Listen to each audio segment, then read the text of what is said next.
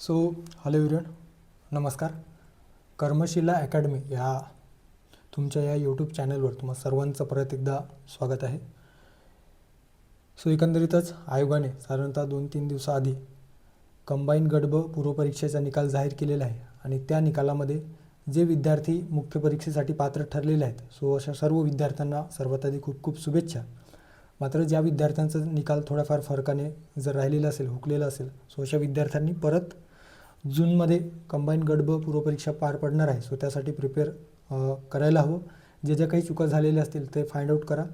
आणि समजा तुमचं जर ग्रुप सीमध्ये मुख्य परीक्षेसाठी पात्र होत असाल किंवा स्कोर असेल चांगला, साधारणतः 55+ वगैरे किंवा 54-55 ज्या पद्धतीने हा जो निकाल लागलेला आहे आणि तुमचा जर इंट्युशन माइंड सांगत असेल की मुख्य परीक्षा ग्रुप सीच्या मुख्य परीक्षेला आपण पात्र होऊ, अशा वेळेस तुम्ही मुख्य परीक्षेसाठी जे आहे ग्रुप सीच्या, तर त्यासाठी प्रिपेअर करायला हवं. या लेक्चरमध्ये, या व्हिडिओमध्ये आपण ग्रुप बी आणि ग्रुप सी मुख्य परीक्षेसाठी 2025ची जी काही मुख्य परीक्षा आयोजित केलेली आहे, त्यासाठी आपण एकंदरीतच मागील 2 वर्षातील प्रश्नपत्रिकांचं विश्लेषणातून एक स्ट्रॅटर्जी व्हिडिओ आणि महत्त्वाचे जे पॉईंट्स आहेत तर ते आपण या ठिकाणी बघणार आहोत. सो जेणेकरून कोणते टॉपिक महत्त्वाचे आहे, कोणत्या टॉपिकला किती वेटेज द्यायचं आहे, सो ते तुम्हाला या लेक्चरच्या माध्यमातून लक्षात येणार आहे. ओके. सो मागील 2-3 दिवसापासून मी कुठल्या तरी क्लासेस वगैरे किंवा कोणते स्ट्रॅटेजी वगैरेबद्दल बोलता आहेत का, हे सर्व व्हिडिओ बघितल्याच्या नंतर यूट्यूबवर तसा कुठलाही व्हिडिओ मला दिसला नाही. त्यामुळे मी ही स्ट्रॅटर्जी व्हिडिओ आणि प्रश्नांवर वेटेज जो काही मागील 2 वर्षामध्ये ग्रुप बी आणि ग्रुप सीमध्ये जे विचारलेले प्रश्न आहेत, सो त्या प्रश्नांचा वेटेजनुसार कुठले टॉपिक महत्त्वाचे आहेत, ते टॉपिक, ते प्रश्न आणि त्या टॉपिक अंतर्गत जे काही विचारलेले जे उपघटक आहेत, सो त्याचा समावेश या ठिकाणी या लेक्चरमध्ये आपण ते विश्लेषण करूयात. आणि त्यासोबतच एक संदर्भ साहित्य, तुम्ही जर मुख्य परीक्षेला असाल तर कुठले संदर्भ साहित्य वापरायला हवं, सो ते देखील या ठिकाणी रफली मी जे काही संदर्भ साहित्य वापरतो किंवा वापरलेले आहेत मुख्य परीक्षेसाठी, सो तेच या ठिकाणी मी सांगणार आहे. ओके. सो हे लेक्चर तुमच्या अकॉर्डिंग असेलच असं मी खात्री देऊ शकणार नाही. मात्र या लेक्चरतून तुम्हाला बरेच इनपुट मिळणार आहेत, जेणेकरून तुमच्या जे काही मुख्य परीक्षेसाठी या लेक्चरच्या हे जे काही लेक्चर आहेत ते तुम्हाला हेल्पफुल ठरणार आहे. ओके. सो थेट आपण आपल्या या लेक्चरला सुरुवात करूया, या व्हिडिओला सुरुवात करूया. ओके. सो कंबाईन ग्रुप बी ग्रुप सी मुख्य परीक्षेसाठी हे एकंदरीतच स्ट्रॅटर्जी व्हिडिओ असणार आहे. आता स्ट्रॅटर्जी फॉर मुख्यचं महायुद्ध असं एकंदरीतच आपण याला नाव दिलेलं आहे. ओके. सो मुख्य परीक्षेच्या महायुद्धासाठी हे स्ट्रॅटर्जी असणार आहे. सो अलीकडे जगामध्ये जे काही महायुद्धाजन्य पार्श्वभूमी तयार झालेली आहे, सो ते आपल्याला दरवर्षीच आपल्या परीक्षेमध्ये अनुभवायला मिळतो आहे. सो ते आपल्यासाठी नवीन नाही. जरी ते फिजिकली आपल्याला महायुद्ध दिसत असलं तरी आपण मेंटली कितीतरी महायुद्धाचं प्रिपरेशन आपण करत असतो. ओके. सो आपल्या परीक्षेच्या कालावधीमध्ये प्रिपरेशन स्टेजेसमध्ये. सो या ठिकाणी आपण पेपर 2 बद्दल बोलणार आहोत. पेपर 1मध्ये तुम्हाला ॲज युज्युअल माहीत आहे की मराठी आणि इंग्लिश, ज्याच्यामध्ये मोस्ट डिसाइडिंग फॅक्टर असणारे लँग्वेजच्या संदर्भात आपण नंतर बोलूयात. पण आपण पेपर 2च्या अनुषंगाने आहे या ठिकाणी काही महत्त्वाचे पॉईंट्स या ठिकाणी बघूयात. ओके. सर्वात आधी एक कोटपासून आपण सुरुवात करूयात. An idiot with a plan can beat a genius without a plan. Okay. Warren Buffett नावाचे जे काही उद्योगपती आहेत, सो त्यांनी म्हटलेलं आहे की an idiot with a plan can beat a genius without a plan. म्हणजे असा इडियट म्हणजे काय, तर गावंढळ किंवा मूर्ख व्यक्ती देखील योग्य नियोजनाने एखादा हुशार व्यक्तीला, ज्याच्याकडे नियोजन आहे, अशा व्यक्तीला हरवू शकतो, त्याला बीट करू शकतो, अशा पद्धतीने या ठिकाणी म्हटलेलं आहे. ओके. सो एकंदरीत मोरल ऑफ द स्टोरी काय आहे, तर आपल्याला नियोजन कशा पद्धतीने करायला हवं, जेणेकरून आपल्या मुख्य परीक्षेमध्ये जास्तीत जास्त स्कोर येईल आणि आपण जे काही मेरिट लागेल, सो त्या मेरिटच्या आतमध्ये असणार आहोत. या पद्धतीने आपलं अभ्यासाचं नियोजन असायला पाहिजे. सो त्या दृष्टिकोनातूनच हे जे काही व्हिडिओ आहेत ते तुम्हाला मदत करणार आहे. आता यामध्ये आपण काय काय बघणार आहोत, तर सर्वात आधी 2023-24मध्ये मुख्यचे विषयनिहाय प्रश्न आपण बघूयात. मुख्यचे जे काही एक्सेल शीटच्या माध्यमातून, ओके, सो एक्सेल शीटच्या माध्यमातून जे काही कोणत्या टॉपिकवर प्रश्न विचारलेले आहेत, सो ते या ठिकाणी बघणार आहोत. याच्यामध्ये कंबाईन गट ब आणि कंबाईन गट क या दोन्ही परीक्षांचा जे मागील 2 वर्षामध्ये 2023 आणि 24मध्ये जे परीक्षा आयोजित करण्यात आलेल्या आहे, सो त्यातील प्रश्न आपण बघणार आहोत. त्यानंतर या PYQच्या आधारावर एकंदरीतच सिलेक्टेड टॉपिक कुठले आहेत ज्यावर तुम्हाला फोकस करायचा आहे किंवा ते जे काही टॉपिक्स आहेत तर ते टॉपिक किंवा प्रकरण महत्त्वपूर्ण आहेत आणि ते तुम्हाला व्यवस्थित रिवाईज करायचं आहे. सो ते देखील टॉपिक या ठिकाणी आपण बघणार आहोत. सोबतच जे काही संदर्भ साहित्य आहेत, सो माझ्या दृष्टिकोनातून जे महत्त्वाचे संदर्भ साहित्य ज्यातून प्रश्न सॉल्व्ह होऊ शकतो असे संदर्भ साहित्याचे जे काही फोटोज आहेत ते मी या ठिकाणी दिलेले आहे.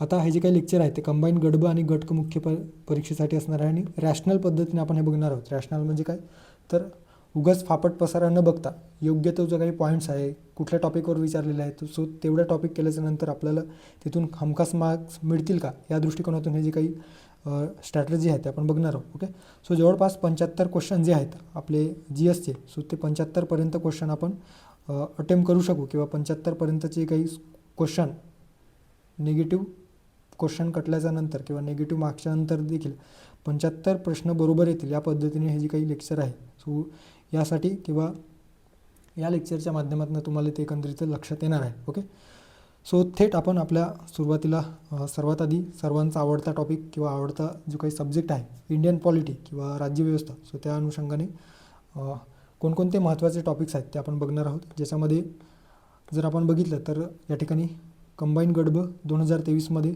संविधान निर्मिती किंवा घटना निर्मितीच्या संदर्भात जे काही इव्हेंट्स झालेले असतील.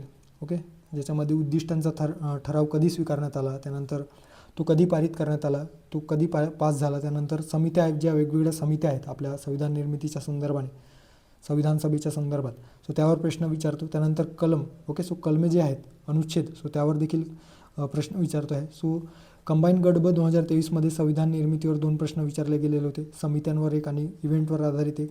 त्यानंतर विधानसभा राज्यपाल या संदर्भात कलमांवर आधारित प्रश्न विचारण्यात आलेला होता. एक DPSP म्हणजे मार्गदर्शक तत्त्वाच्या संदर्भात एक प्रश्न विचारण्यात आलेला होता. त्यानंतर विधानसभेची जी काही सदस्य संख्या ओके मिनिमम आणि मॅक्सिमम सदस्य संख्या विचारण्यात आलेलं होतं.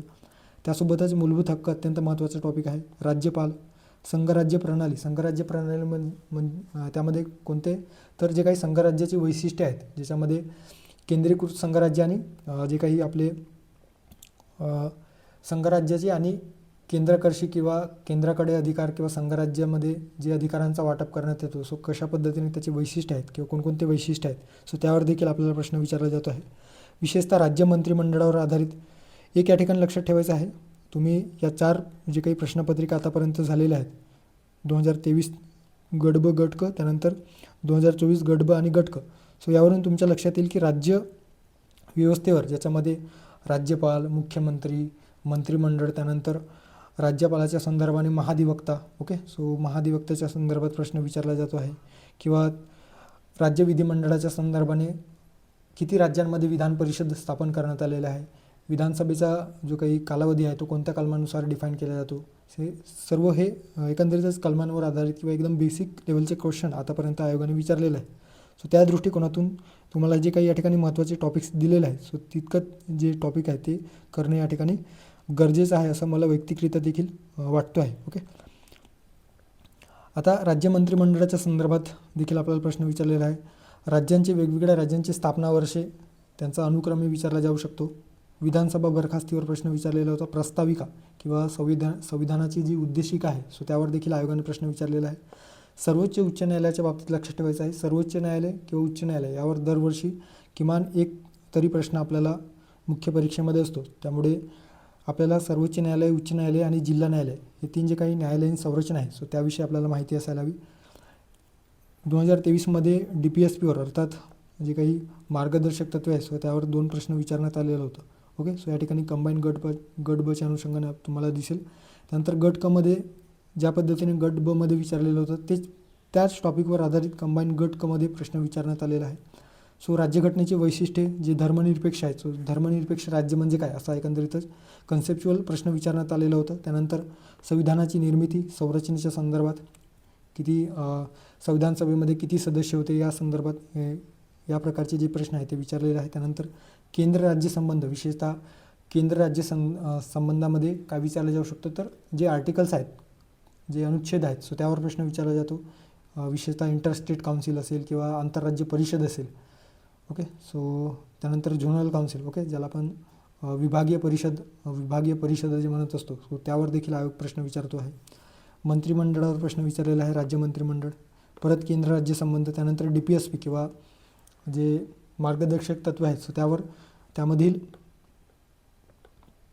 एकंदरीतच गांधीवादी जे काही तत्त्व आहेत, मार्गदर्शक तत्त्वे, सो त्यावर प्रश्न विचारलेला आहे.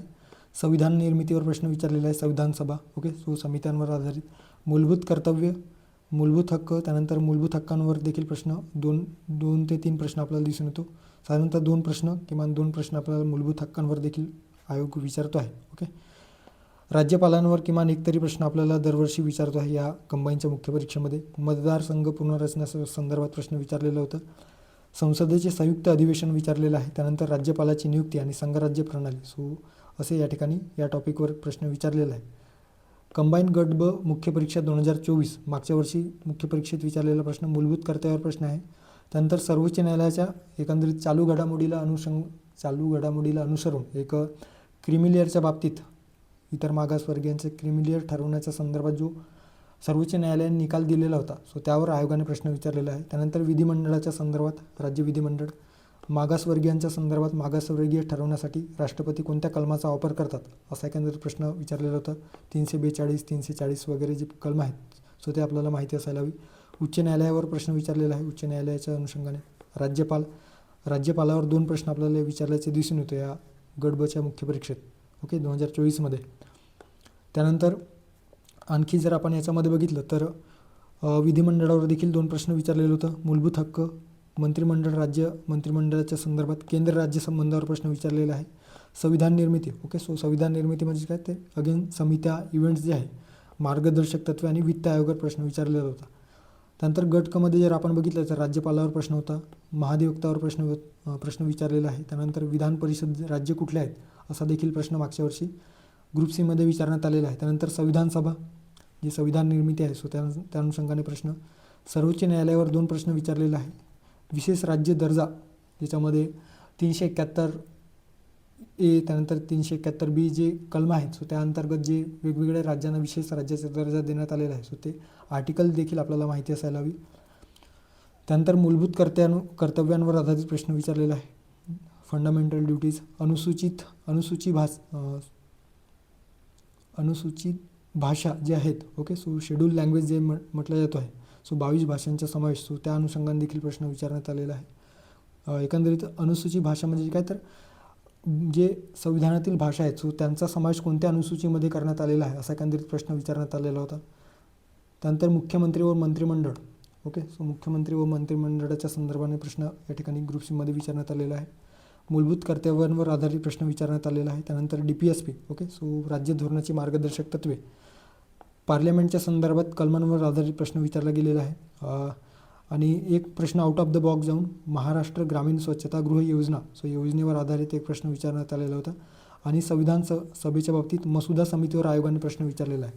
सो एकंदरीतच जे टॉपिक या ठिकाणी आपण फाइंड आउट केलेले आहेत, त्याच जे टॉपिक्स आहेत, सो त्यावरच आयोग प्रश्न विचारत असल्याचे आपल्याला दिसून येतो. ओके, आता ते टॉपिक कुठले आहेत तर तुम्हाला या ठिकाणी लक्षात येईल कोणकोणते टॉपिक आपल्याला व्यवस्थित करायचं आहे. सो संविधान निर्मिती, समित्या आहेत आणि इव्हेंट जे झालेले आहेत त्याच्यामध्ये ऑब्जेक्टिव्ह रिझोल्युशन कधी पारित करण्यात आला, त्यानंतर शेवटचे जे अधिवेशन आहे ते केव्हा भरलेले होते, किती सदस्यांनी त्या एकंदरीतच संविधानाच्या मसुद्यावर स्वाक्षरी केलेल्या आहेत. सो हे जे काही प्रश्न आहेत तर ते आपल्याला विचारले जाऊ शकतात. सो ते व्यवस्थित इव्हेंट जे आहे ते तुम्हाला माहिती असायला हवी. त्यानंतर मूलभूत हक्क. ओके, सो साधारणतः या ठिकाणी 16 टॉपिक दिलेला आहे आणि 16 टॉपिकवर जवळजवळ तुमचे सर्व प्रश्न सॉल्व्ह होणार आहे. सो हे 16 टॉपिक तुम्ही व्यवस्थित करा. तुमचे एकही प्रश्न जे आतापर्यंत विचारलेल्या या प्रश्नांच्या अनुषंगाने जर आपण बघितलं तर या 16 टॉपिकवरच आयोगाने विशेष लक्ष दिलेलं आहे. ओके, सो तुम्ही देखील हे जे 16 टॉपिक या ठिकाणी दिलेले आहे ते व्यवस्थित करा. 15 प्रश्न आयोग विचारतो आहे कंबाईन ग्रुप B, ग्रुप Cच्या मुख्य परीक्षेमध्ये. साधारणतः 13 ते 14 प्रश्न व्यवस्थित सॉल्व्ह होतील या 16 टॉपिकमध्ये. ओके, आता त्याच्यामध्ये कोणकोणते टॉपिक फ्रुटफुल टॉपिक जे आहेत ते आपण म्हणू शकतो, ज्याच्यामध्ये संविधान निर्मिती, त्यानंतर मूलभूत हक्क. ओके, फंडामेंटल ड्युटीज आपल्याला फंडामेंटल राईट्स, त्यानंतर फंडामेंटल ड्युटीज आणि मार्गदर्शक तत्त्वे. सो हे जे 3 टॉपिक असे आहेत ज्याच्यामध्ये अल्टरनेट प्रश्न विचारला जातो. समजा 2024मध्ये मूलभूत हक्कांवर 2 प्रश्न विचारलेले असेल, तर त्याच्यात दुसऱ्या वर्षी किंवा 2023 त्याच्या मागच्या वर्षी मूलभूत कर्तव्यांवर 2 प्रश्न विचारलेले आहे किंवा मार्गदर्शक तत्त्वांवर प्रश्न विचारले आहे. सो अशा पद्धतीने आयोग या 3 टॉपिकला आलटून पालटून यावर प्रश्न विचारतो आहे. ओके, सो किमान 2 प्रश्न तरी या 3 टॉपिकवर आपल्याला दिसून येतात. ओके, सो त्यामुळे हे आपल्याला करायचं आहे. त्यानंतर केंद्र राज्य संबंध. ओके, सो या अनुषंगाने कोणत्या अनुच्छेदामध्ये केंद्र राज्य संदर्भात जे काही विशेष अधिकार आहेत, ज्याच्यामध्ये आणीबाणीच्या परिस्थितीमध्ये राज्यसभेला राज्यांच्या विचारार्थ किंवा राज्यांच्या जे काही हेतू लक्षात घेऊन विशेष तरतूद आहे किंवा विशेष जे प्रोव्हिजन आहे किंवा कायदा पारित करण्यासाठी राज्यसभा कोणत्या कलमाचा वापर करतो, अशा पद्धतीचा प्रश्न विचारला जाऊ शकतो. त्यानंतर इतरही जे काही अनुसूचीच्या संदर्भात जे अधिकारांची विभागणी आहे, ज्याच्यामध्ये वेगवेगळ्या 3 अनुसूची आहेत, ज्याच्यामध्ये केंद्र सूची, राज्य सूची आणि समवर्ती सूची. सो त्यावर आधारित प्रश्न देखील आपल्याला केंद्र राज्य संबंधाच्या अनुषंगाने विचारला जाऊ शकतो. सो त्यामुळे केंद्र राज्य संबंध देखील व्यवस्थित करायचा आहे. त्यानंतर संघराज्य वैशिष्ट्ये. ओके, संघराज्य वैशिष्ट्यामध्ये आपण जे वैशिष्ट्य बघितलं, ज्याच्यामध्ये एकात्म वैशिष्ट्य कुठले, त्यानंतर संघराज्य वैशिष्ट्य कुठले. समजा एकात्म वैशिष्ट्यांमध्ये जर आपण बघितलं तर राज्यपालांची नियुक्ती केंद्राद्वारे होते. त्यानंतर अखिल भारतीय सेवा आहेत, म्हणजे केंद्राचा हस्तक्षेप राज्यांमध्ये मोठ्या प्रमाणावर झाल्याचे दिसून येतो. हे कुठले वैशिष्ट्य आहेत, तर ते एकात्म वैशिष्ट्य आपल्याला दिसून येतो. म्हणजे केंद्राचा जास्तीत जास्त हस्तक्षेप राज्यांच्या राज्यकारभार होताना जेव्हा आपल्याला दिसून येतं, तर त्याला एकात्म वैशिष्ट्य किंवा केंद्रकर्षी वैशिष्ट्य ज्याला म्हटलं गेलेलं आहे. आणि संघराज्य जे काही शुद्ध संघराज्य ज्याला आपण म्हणत असतो, ज्याच्यामध्ये अधिकारांची विभागणी झालेली आहे. त्यानंतर केंद्र सरकार वेगळं आहे, त्यानंतर राज्य सरकार वेगळे. सो अधिकारांची विभागणी असेल, ज्याच्यामध्ये वेगवेगळ्या सूच्या. त्यानंतर दोन्ही सभागृह म्हणजेच काय तर द्विसदनी सभागृह आपल्याला दिसून येतो. सो हे जे काही केंद्र राज्य संबंधात किंवा संघराज्याची जी वैशिष्ट्य आहे, सो त्या अनुषंगाने आपल्याला प्रश्न विचारले जाऊ शकतो. राज्य विधिमंडळामध्ये आपल्याला विधान परिषद, विधानसभा या अनुषंगाने प्रश्न विचारला जाऊ शकतो, ज्याच्यामध्ये सदस्य संख्या किती आहेत, विधान परिषदेची स्थापना कोणत्या कलमानुसार किंवा कोणत्या अनुच्छेदानुसार स्थापन केला जातो, त्याच्यामध्ये किती सदस्य असतात, मिनिमम किती मॅक्सिमम सदस्य असतात, राज्यपालाद्वारे किती सदस्य विधान परिषदेमध्ये नियुक्त असतात, हे देखील त्या ठिकाणी प्रश्न विचारला जाऊ शकतो. ओके, त्यांचा एकंदरीत विधान परिषदेच्या सदस्यांचा कालावधी किती असतो, अशा स्वरूपाचा प्रश्न विचारला जाऊ शकतो. त्यानंतर राज्यपालाच्या अनुषंगाने आतापर्यंत साधारणतः अनुच्छेदांवर आधारित प्रश्न आयोगाने विचारलेला आहे. मोस्ट ऑफ द टाईम अनुच्छेदांवर आधारित आणि राज्यपालांना विशेष अधिकाराच्या संदर्भाने आयोगाने प्रश्न विचारलेला आहे. ओके, सो हे आपण मुख्य परीक्षेच्या बाबतीत बोलतो आहोत.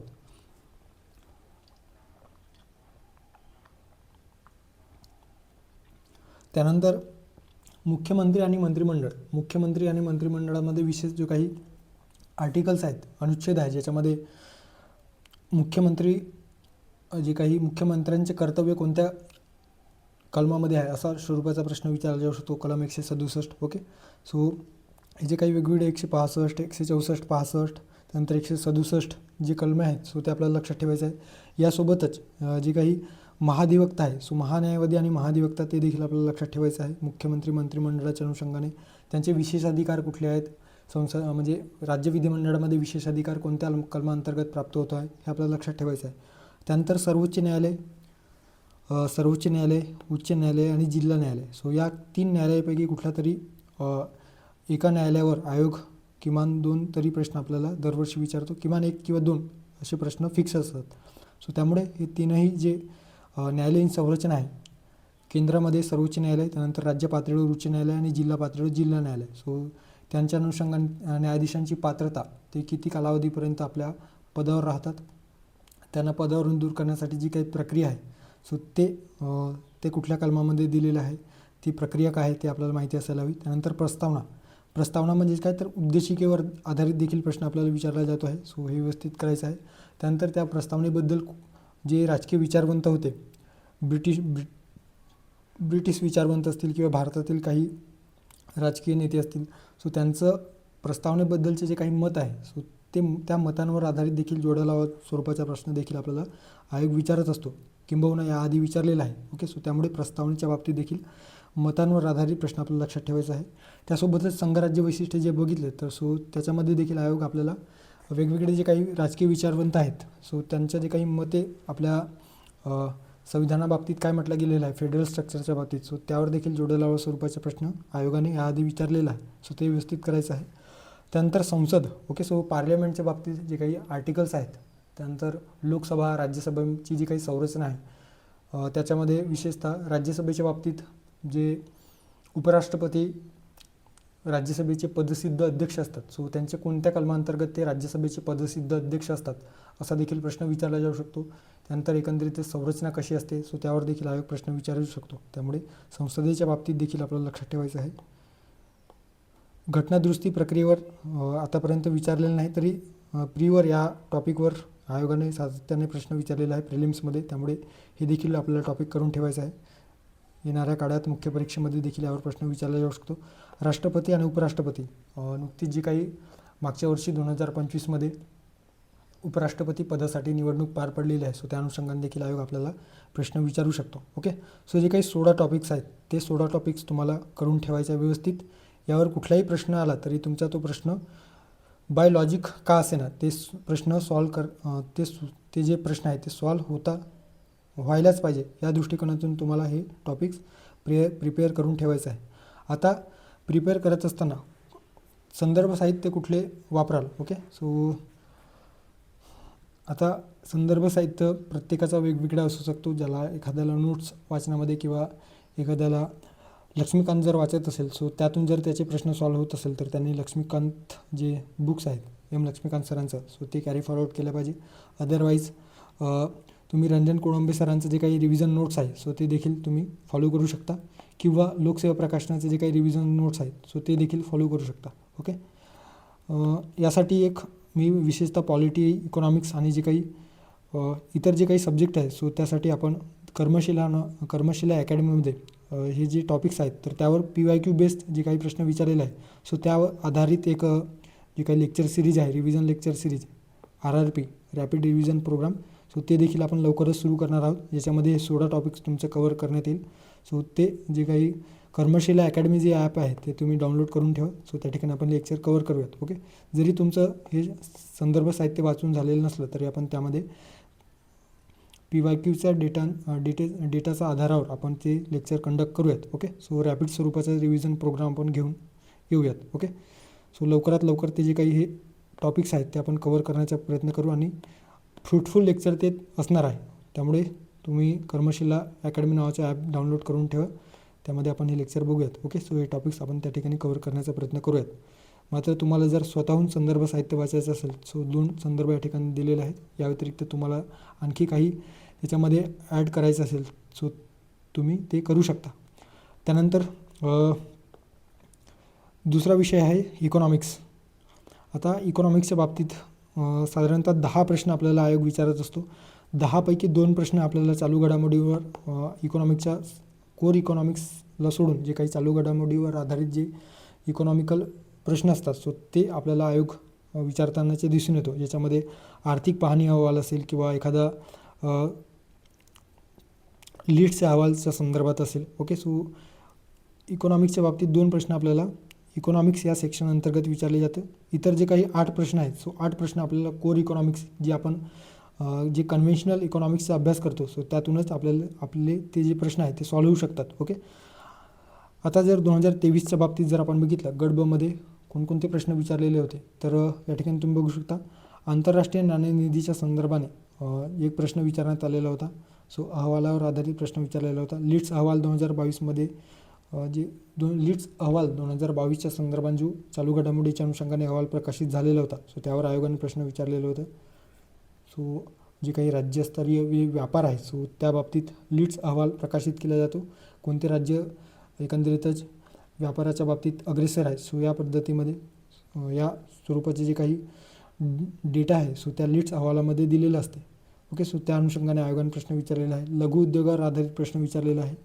त्यानंतर सार्वजनिक वित्त. ओके, सो सार्वजनिक वित्त या अनुषंगाने जे अनुदाने आहेत, वेगवेगळे अनुदाने, सो ते कुठल्या अनुदानाअंतर्गत किंवा कोणत्या कलमाअंतर्गत दिला जातो अशा स्वरूपाचा देखील प्रश्न विचारला जाऊ शकतो. त्यानंतर बेरोजगारीवर आधारित प्रश्न विचारण्यात आलेला आहे. बेरोजगारी असेल, चलनविषयक धोरण, RBIच्या बाबतीत, बँकिंगच्या बाबतीत एक लक्षात ठेवायचं आहे. बँकिंगमध्ये एकतर व्यापारी बँकावर प्रश्न विचारला जाईल किंवा RBI. ओके, सो RBIच्या बाबतीत जर आपण बघितलं तर RBI च्या बाबतीत एक लक्षात ठेवायचं आहे, त्याच्या अनुसूचीवर आधारित प्रश्न विचारला जाऊ शकतो. आर बी आयच्या बाबतीत अनुसूची जे आहेत, 2 अनुसूच्या आहेत. सो अनुसूचित बँका कुठल्या आहेत, कोणत्या आर बी आयच्या कोणत्या कॅटेगरीमध्ये त्याचा समावेश होत आहे, अशा स्वरूपाचा प्रश्न विचारला जाऊ शकतो. कुठल्या अनुसूचीमध्ये त्यांचा समावेश होतो. त्यानंतर आणखी राष्ट्रीयकरणाच्या संदर्भात यावर प्रश्न विचारला जाऊ शकतो. राष्ट्रीयकरण, ओके. आणि जर आर बी आयवर आधारित प्रश्न विचारला नाही आणि याच्यामध्ये आर बी आयच्या बाबतीत आणखी एक जे काही चलनविषयक धोरण आहे, ज्याच्यामध्ये बँक दर असेल, रेपो रेट असेल, ओके. सो रेपो रेट, त्यानंतर इतर जे काही CRR असेल, सो त्यावर आधारित प्रश्न आपल्याला विचारले जाऊ शकतो, ओके. किंवा आर बी आयवर जर प्रश्न विचारला नाही तर बँकिंगच्या संदर्भात आपल्याला प्रश्न विचारला जाऊ शकतो की 1969मध्ये किती बँकांचे राष्ट्रीयकरण झाले, त्यांची ठेवी किती होते, ओके. सो ठेवी मर्यादा किती होती. सो ते त्या स्वरूपाचे 1980च्या दशकामध्ये देखील एकंदरीतच राष्ट्रीयकरण झालेलं होतं. 1991-92मध्ये जे काही त्यानंतर आर्थिक सुधारणा झाल्या, सो त्यावेळेस बँकिंगच्या संदर्भात जे काही नरसिंहम समिती जी गठीत करण्यात आलेली होती, सो अधिक बँकेला समावेशक पद्धतीने विकास करण्यासाठी कोणकोणत्या शिफारशी सुचवलेल्या होत्या, सो ते देखील आपल्याला विचारले जाऊ शकतो, ओके. सो ते देखील आपल्याला प्रिपेअर करून ठेवायचं आहे. सो आर बी आय किंवा अनुसूचित बँकेच्या बाबतीत किंवा बँकिंगच्या संदर्भात हे जे टॉपिक्स आहेत ते आपल्याला व्यवस्थित करायचं आहे. त्यानंतर बेरोजगारी मापनामध्ये देखील वेगवेगळे जे प्रकार आहेत, त्याच्यामध्ये 3 CDS, CWS, जे काही करंट विकली स्टेटस, त्यानंतर करंट डेली स्टेटस वगैरे जे बेरोजगारीचे मापन आहे. त्यानंतर फिलिप्स वक्र, ओके. सो फिलिप्स वक्रवर आधारित प्रश्न विचारलेला होता, विशेषतः चलनवाढीच्या अनुषंगाने, ओके.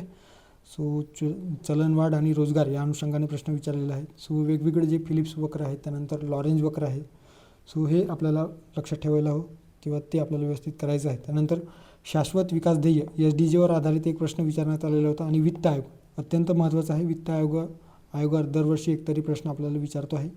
आयदर ते कोणत्या कलमावर आधारित वित्त आयोग स्थापन केला जातो, किती वर्षासाठी स्थापन केले जाते, किंवा सध्या वित्त आयोगाचे अध्यक्ष कोण आहेत, असा देखील आपल्याला प्रश्न विचारले जाऊ शकते, ओके. त्याचे अध्यक्ष जोडलावा स्वरूपाचा देखील आयोग या वित्त आयोगावर प्रश्न आतापर्यंत विचारलेला आहे. सो त्यामुळे हे देखील आपल्याला व्यवस्थित करायचं आहे, ओके. 2023मध्ये पायाभूत सुविधांवर आधारित प्रश्न विचारलेला होता. सार्वजनिक वित्ताच्या बाबतीत कर्ज, ओके. सो जे काही वेगवेगळे कर्जाचे प्रकार आहेत, आंतरराष्ट्रीय कर्ज, त्यानंतर आपल्या देश पातळीवर कर्ज देण्याची जी काही मर्यादा आहे किंवा कर्ज कशा पद्धतीने प्राप्त केले जाते. त्यानंतर मानव विकास निर्देशांकावर आधारित प्रश्न विचारण्यात आलेला आहे. राष्ट्रीय उत्पन्न, शेती उत्पादकतेवर प्रश्न विचारला गेलेला आहे. त्यानंतर सार्वजनिक वित्त, शून्याधारित अर्थसंकल्पावर प्रश्न विचारला गेलेला आहे, ओके. पायाभूत सुविधा, सहकार, अलीकडे सहकारवर आधारित, त्यानंतर आर्थिक पाहणी अहवाल यावर देखील प्रश्न विचारले जातो आहे, ओके. आंतरराष्ट्रीय व्यापार सिद्धांतावर देखील प्रश्न विचारला जाऊ शकतो. ॲडम स्मिथ असेल, त्यानंतर रिकार्डो असेल, डेव्हिड रिकार्डो. सो हे जे काही अर्थतज्ञ आहेत, सो त्यांचं जे काही वेगवेगळे आंतरराष्ट्रीय व्यापाराच्या बाबतीत जे सिद्धांत आहेत, सो त्या सिद्धांतांवर आधारित देखील आपल्याला प्रश्न विचारले जाऊ शकतो. सो त्यामुळे हे लक्षात ठेवायचं आहे. नवीन टॉपिक जर आपण बघितलं, नॉन कन्व्हेन्शनल, जे आपल्या कंबाईंड ग्रुप बीच्या मुख्य परीक्षेमध्ये नव्हतं. सो सहकार हा टॉपिक जे राज्यसेवा मुख्य परीक्षेमध्ये होतं, ते आता अलीकडे कंबाईंड ग्रुप बीमध्ये विचारलं जातो आहे. सो त्यामुळे ते आपल्याला लक्षात ठेवायचं आहे. त्यानंतर 2024च्या गडबमध्ये बँकिंगवर आधारित प्रश्न आहे. सार्वजनिक वित्त अत्यंत महत्त्वाचं आहे. सार्वजनिक वित्त, पब्लिक फायनान्स, आयदर कर्ज असेल किंवा बजेटच्या संदर्भात अर्थसंकल्पाच्या अनुषंगाने प्रश्न विचारला जाऊ शकतो. तुटीचे अर्थसंकल्प जे आहेत, सो तुटीच्या ज्या भरणा आहेत, सो वेगवेगळे जे तूट आहेत किंवा तुटीच्या संकल्पना ज्याला म्हटलं जातो, सो त्यावर देखील प्रश्न विचारला जाऊ शकतो. आर्थिक सुधारणेवर प्रश्न होता. पैसा सिद्धांत महत्त्वाचा आहे. पैसा सिद्धांत, मनी जे काही थिअरी आहे, ओके. M1, M2, M3 जे काही मनीच्या बाबतीत देखील आपल्याला प्रश्न विचारले जाऊ शकते. त्यानंतर आंतरराष्ट्रीय व्यापार, आयात निर्यात, गुंतवणूक, अर्थसंकल्प, त्यानंतर वित्त आयोग व त्याचे अध्यक्ष, अगेन यावर प्रश्न विचारलेला आहे. आंतरराष्ट्रीय जे काही संघटना असतील, इकॉनॉमिकच्या बाबतीत आर्थिक ज्या संघटना आहे, ज्याच्यामध्ये एशियन आहे, बिमस्टेक आहे, त्यानंतर ब्रिक्स परिषद आहेत, IMF, WTO इत्यादी जे काही जागतिक संघटना आहेत, आर्थिक संघटना, सो त्यावर देखील आपल्याला प्रश्न विचारले जाऊ शकतो. नीती आयोग किंवा नियोजन आयोग किंवा वित्त आयोग यावर देखील आयोग आपल्याला प्रश्न विचारत असतो, ओके. सो ते देखील आपल्याला लक्षात ठेवायचं आहे. नीती आयोगाने एखादा नवीन अहवाल प्रकाशित केलेला असेल सो त्यावर आधारित प्रश्न विचारला जाऊ शकतो. कंबाईन गट क मुख्य परीक्षा च्या बाबतीत जर आपण बघितलं तर इकॉनॉमिक्समध्ये वर्ल्ड हॅपीनेस इंडेक्सवर प्रश्न विचारलेला होता. शासकीय लोकसंख्या धोरण, ओके, लोकसंख्येच्या बाबतीत देखील आपल्याला जे लोकसंख्या धोरण आहे सो त्यावर प्रश्न विचारला जाऊ शकतो, किंवा कोर जे काही लोकसंख्येच्या बाबतीत जन्मदर, मृत्यूदर, साक्षरतेदरावर आधारित आकडेवारी बेस प्रश्न विचारला जाऊ शकतो. आर्थिक नियोजन, त्यानंतर दारिद्र्याच्या संदर्भात एकंदरीतच विरोधाभास, ओके. सो दारिद्र्य विरोधाभास म्हणजे काय, तर जे काही मल्टी डायमेन्शनल पॉवर्टी इंडेक्स आहे सो त्या बाबतीत आपल्याला प्रश्न विचारला जाऊ शकतो. वल्नरेबल किती स्कोर जे आहेत ज्याच्यामध्ये ज्याला नागवणूक दर म्हटलं जातो आहे, याआधी आयोगाने विचारलेला प्रश्न आहे. सो कोणत्या पर्टिक्युलर लेवलनंतर जे काही गरीब लोक आहेत ते अत्यंत तीव्र आयामी किंवा तीव्र बहुआयामी दारिद्र्यामध्ये जातो, सो अशा स्वरूपाचा प्रश्न विचारला जाऊ शकतो. त्यानंतर फिलिप सोक्राच्या बाबतीत प्रश्न विचारलेला आहे. अगेन रुपयाचे अवमूल्यन, ओके. सो जे काही सध्या डॉलरच्या तुलनेत रुपयाचे जे मूल्य आहे ते घसरत चाललेलं आहे, ओके. सो आज 28 मार्चला जवळपास एक डॉलर म्हणजेच भारतातील 94 रुपये, जी सुरुवातीला साधारणतः 2024च्या सुरुवातीला जर आपण बघितलं तर 83-82 डॉलर जे एक डॉलर म्हणजे 83 रुपये इतकं होतं, ते आता मार्च 2026मध्ये जवळपास 94 डॉलर इतका झालेला आहे, ओके. सो या पद्धतीने जे काही रुपयाचे अवमूल्यन होत आहे सो त्याच्या बाबतीत देखील आपल्याला प्रश्न विचारला जाऊ शकतो. आंतरराष्ट्रीय नाणेनिधी, वस्तू व सेवा करांवर आधारित प्रश्न विचारला जाऊ शकतो. अलीकडे जे काही 2 स्लॅब GSTचे जे 4 स्लॅब होते टॅक्स संरचना, सो त्याच्यामध्ये फक्त 2च स्लॅब करण्यात आलेला आहे, ज्याच्यामध्ये साधारणतः 5% आणि 18% जे काही 2 स्लॅब आहेत ते करण्यात आलेलं आहे. इतर जे स्लॅब आहेत ते काढून टाकण्यात आलेलं आहे, ओके. त्यानंतर राष्ट्रीय अन्न सुरक्षा कायदा असेल, ओके. सो कायदा आधारित परकीय व्यापार, सो यावर देखील आपल्याला आकडेवारी बेस प्रश्न विचारला जाऊ शकतो, की भारतातून सर्वाधिक आयात कुठल्या वस्तूचे करण्यात आले, कोणत्या देशातून सर्वाधिक आयात भारताने केलेले आहे, कोणत्या देशाला निर्यात केलेले आहे, अशा स्वरूपाचा प्रश्न एकंदरीतच विचारले जाऊ शकतात, ओके. आता अर्थव्यवस्थेच्या बाबतीत कोणकोणते टॉपिक्स महत्त्वाचे आहेत, सो या ठिकाणी सार्वजनिक वित्त, सो एकंदरीतच मार्कांच्या वेटेजनुसार हे तुम्हाला क्रमवार दिसेल, या ठिकाणी लक्षात ठेवायचं आहे. सार्वजनिक वित्त सर्वात आधी आपल्याला करायचं आहे. दारिद्र्य व बेरोजगारी, नंतर RBIच्या संदर्भात जे काही चलनविषयक धोरण आहे महागाई नियंत्रणाच्या संदर्भात ते लक्षात ठेवायचं. बँकिंग, त्यानंतर शाश्वत विकास ध्येय SDGs जे आहेत, राष्ट्रीय उत्पन्न, शेती उत्पादकतेच्या बाबतीत काय लक्षात ठेवायचं, तर जे काही महाराष्ट्र आर्थिक पाहणी अहवाल दिलेला आहे सो त्यामध्ये कृषीविषयक जे काही आकडेवारी आहे तर ते व्यवस्थित करायचं आहे, ओके. त्यानंतर आंतरराष्ट्रीय व्यापार सिद्धांत आणि आकडेवारी, विशेषतः आंतरराष्ट्रीय व्यापार सिद्धांत अलीकडे विचारला जातो आहे. याच्यामध्ये ॲडम स्मिथ असतील, त्यानंतर मार्शलचे जे काही आंतरराष्ट्रीय व्यापार सिद्धांत आहेत त्यावर देखील प्रश्न विचारला जाऊ शकतो. आकडेवारी बेस प्रश्न विचारला जाऊ शकतो. सहकाराचे जे काही नवीन तत्त्वे आहे ते स्वीकारण्यात आलेले जे तत्त्व आहेत सो त्यावर देखील प्रश्न विचारला जाऊ शकतो. मनी म्हणजे काय, तर पैशाच्या संदर्भात जे काही सिद्धांत आहेत, त्यानंतर चलनवाढ, किंमतवाढ, इन्फ्लेशनच्या बाबतीत आंतरराष्ट्रीय संस्था ज्याच्यामध्ये IMF आहे, वर्ल्ड बँक, एशियन, त्यानंतर ब्रिक्स जे आहे संघटना, सो त्यावर देखील आयोग प्रश्न विचारू शकतो. योजनावर काय करायचं आहे, तर अन्न सुरक्षा योजना, भारत निर्माण योजना आहे, त्यानंतर ग्रामोदय योजना यासारख्या ज्या योजना आहेत तर ते करायचं आहे. त्यानंतर पंचवार्षिक योजनेच्या बाबतीत आपल्याला पहिली पंचवार्षिक योजना, दुसरी पंचवार्षिक योजना, 6वी, 7वी, 8वी पंचवार्षिक योजना आणि 11वी, 12वी हे 2 म्हणजे साधारणतः 5 पंचवार्षिक योजना करायचं आहे, ज्याच्यामध्ये पंचवार्षिक योजनेमध्ये पहिली आणि दुसरी योजना, ओके. सो पहिली 5 इयर प्लॅन, त्यानंतर 6वी, 7वी आणि 8वी आणि 11वी व 12वी यातील बेसिकली जे बेसिक आहे की कोणते तत्त्व या ठिकाणी स्वीकार करण्यात आलेले होते किंवा कोणत्या पंचवार्षिक योजनेमध्ये दारिद्र्य हटाव किंवा गरिबी हटाव नारा देण्यात आला, अशा स्वरूपाचा प्रश्न विचारला जाऊ शकतो. त्यानंतर रोजगार निर्मितीचा जनक कोणत्या पंचवार्षिक योजनेला म्हटला जातो, असा देखील प्रश्न विचारला जाऊ शकतो. सो त्या अनुषंगाने त्यानंतर शाश्वत विकासाची ध्येय कोणत्या पंचवार्षिक योजनेमध्ये स्वीकारण्यात आलेले आहे हे देखील आपल्याला प्रश्न विचारला जाऊ शकतो, ओके. महिला केंद्रित पंचवार्षिक योजनामध्ये कोणती योजना आहे, शिक्षणावर आधारित पंचवार्षिक योजना कोणती, अशा स्वरूपाचा प्रश्न आपल्याला विचारले जाऊ शकतो. त्यामुळे हे किमान साधारणतः 6 किंवा 7 जी पंचवार्षिक योजना आहे ते एकदा ओव्हरव्ह्यू करायचं आहे. त्यामधील याआधी विचारलेले जे काही PYQs आहेत ते व्यवस्थित करून ठेवायचं आहे. त्यानंतर उद्योग व सेवावर आधारित अलीकडे उद्योगांची जी काही व्याख्या आहे, लहान उद्योग, सूक्ष्म उद्योग, मध्यम उद्योग, सो त्यामध्ये बदल करण्यात आलेला आहे. सो त्यावर देखील प्रश्न विचारला जाऊ शकतो. आर्थिक नियोजनाचे जे प्रक्रिया आहेत, नियोजनाचे प्रकार आहेत, सो ते देखील आपल्याला परीक्षेत विचारले जाऊ शकतो. आणि महाराष्ट्राचा आर्थिक पाहणी अहवाल, ओके, सो महाराष्ट्राचा आर्थिक पाहणी अहवाल 2025-26च्या बाबतीत जे मार्च 2026मध्ये मांडण्यात आलेलं आहे, तर ते आर्थिक पाहणी अहवाल करून ठेवणे म्हणजे काय, तर यावर फार तर फार एक प्रश्न विचारला जाईल. जर इतरत्र जर त्यावर आधारित सारांश जर भेटत असेल, समरी जर भेटत असेल महाराष्ट्र आर्थिक पाहणी अहवाल, तर ते करा. अदरवाईज परिक्रमामध्ये ते कवर होऊन जाईल. ओके, सो तुम्ही परिक्रमा जर आपल्या यूट्यूब चॅनलवर जे आपण डिस्कस करतो तर ते बघत असाल तर त्याच्यामध्ये तुम्हाला आर्थिक पाहणी अहवाल करायचे विशेष करण्याची काही आवश्यकता नाही आहे. ओके, सो असे जे काही 16 टॉपिक्स आहेत तर आपण या ठिकाणी बघितलेलं आहे अर्थशास्त्राच्या बाबतीत. त्यानंतर जनरल सायन्स. आता जनरल सायन्समध्ये म्हणजे सामान्य विज्ञानाच्या बाबतीत साधारणतः 12 प्रश्न आयोग आपल्याला विचारतो आहे. सो 12 प्रश्न आपल्याला लक्षात ठेवायचं आहे. 12 प्रश्नामध्ये जर आपण बघितलं तर साधारणतः 3 प्रश्न फिजिक्सचे, 3 प्रश्न फिजिक्स, ओके, 3 प्रश्न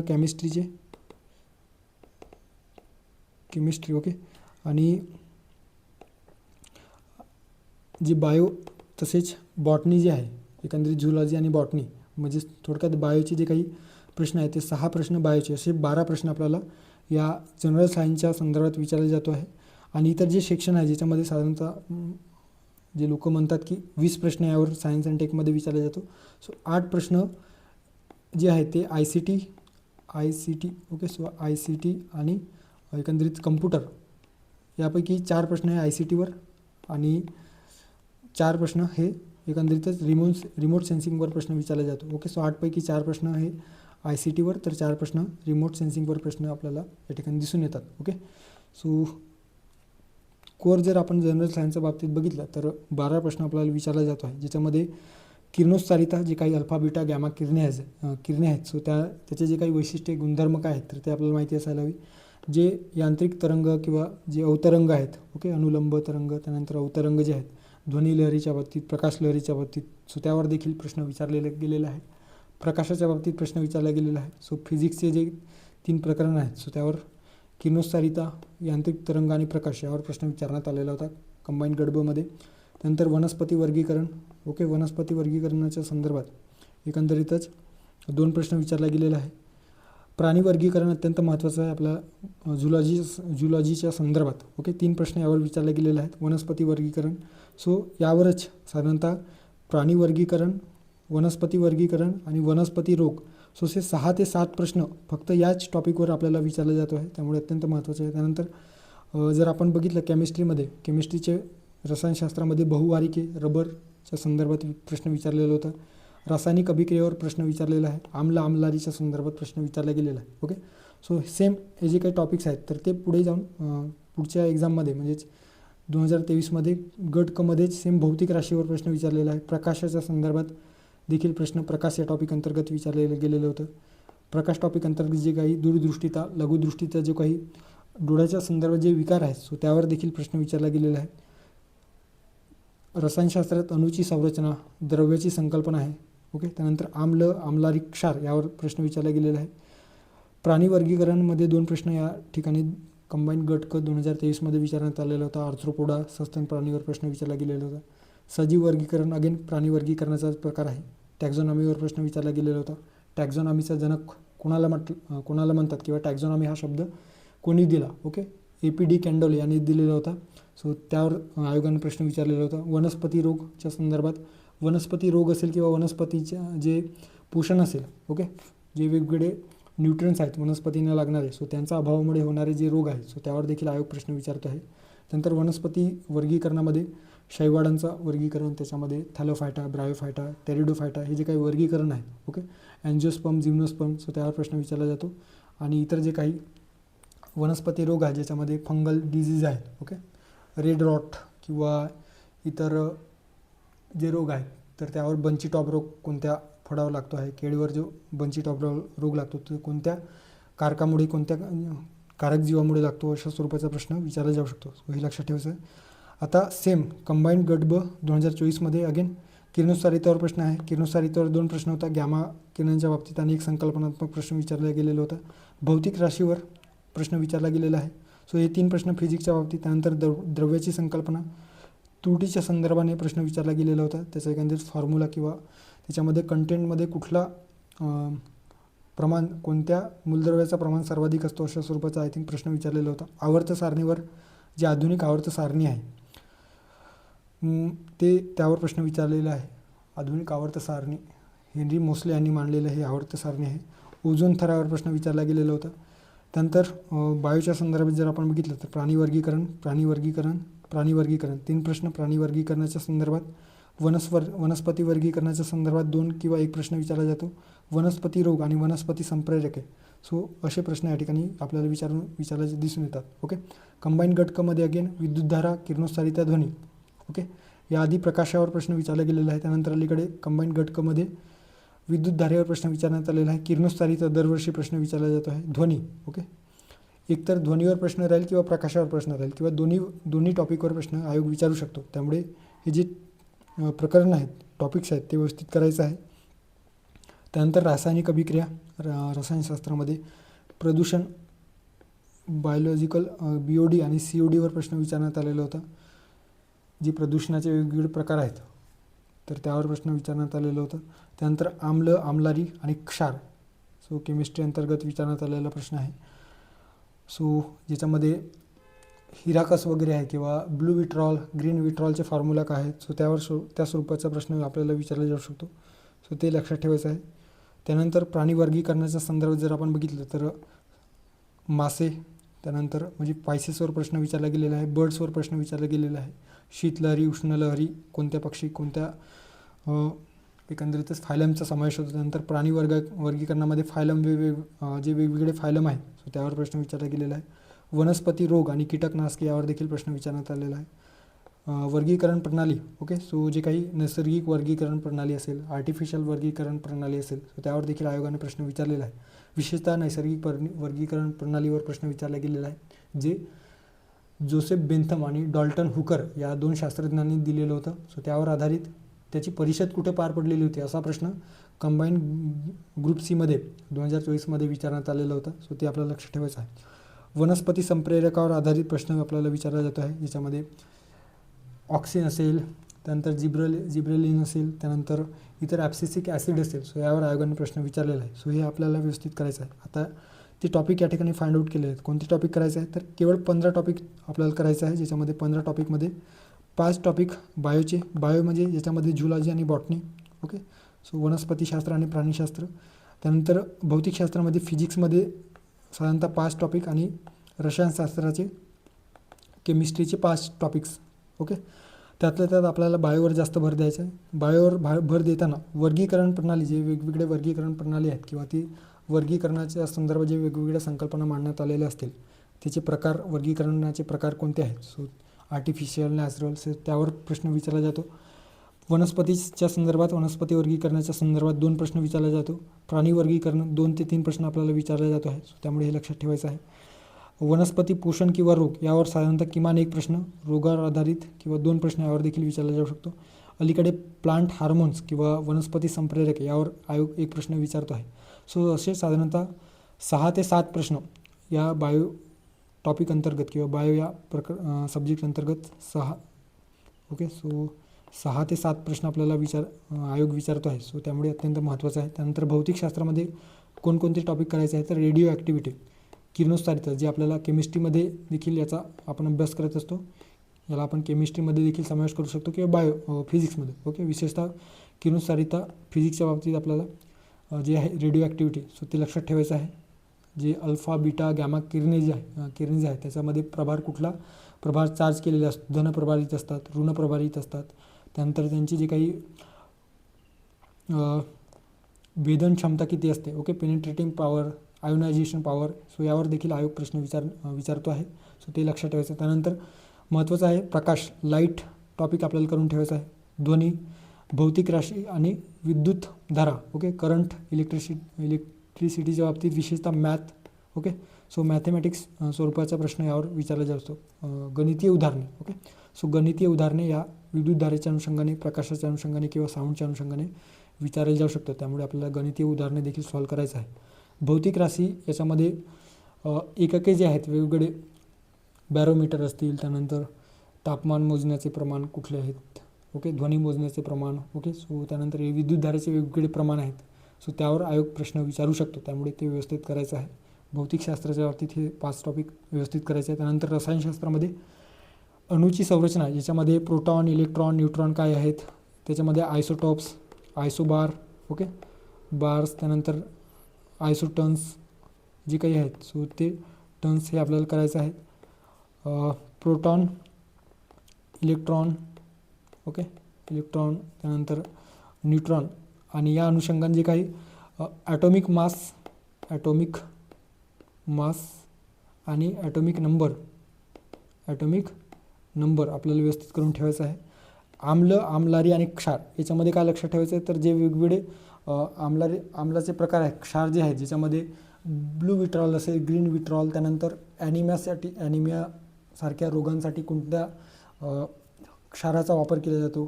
सो त्यावर देखील आयोग आपल्याला प्रश्न याआधी विचारलेला आहे आयोगाने, त्यामुळे ते लक्षात ठेवायचं आहे, ओके.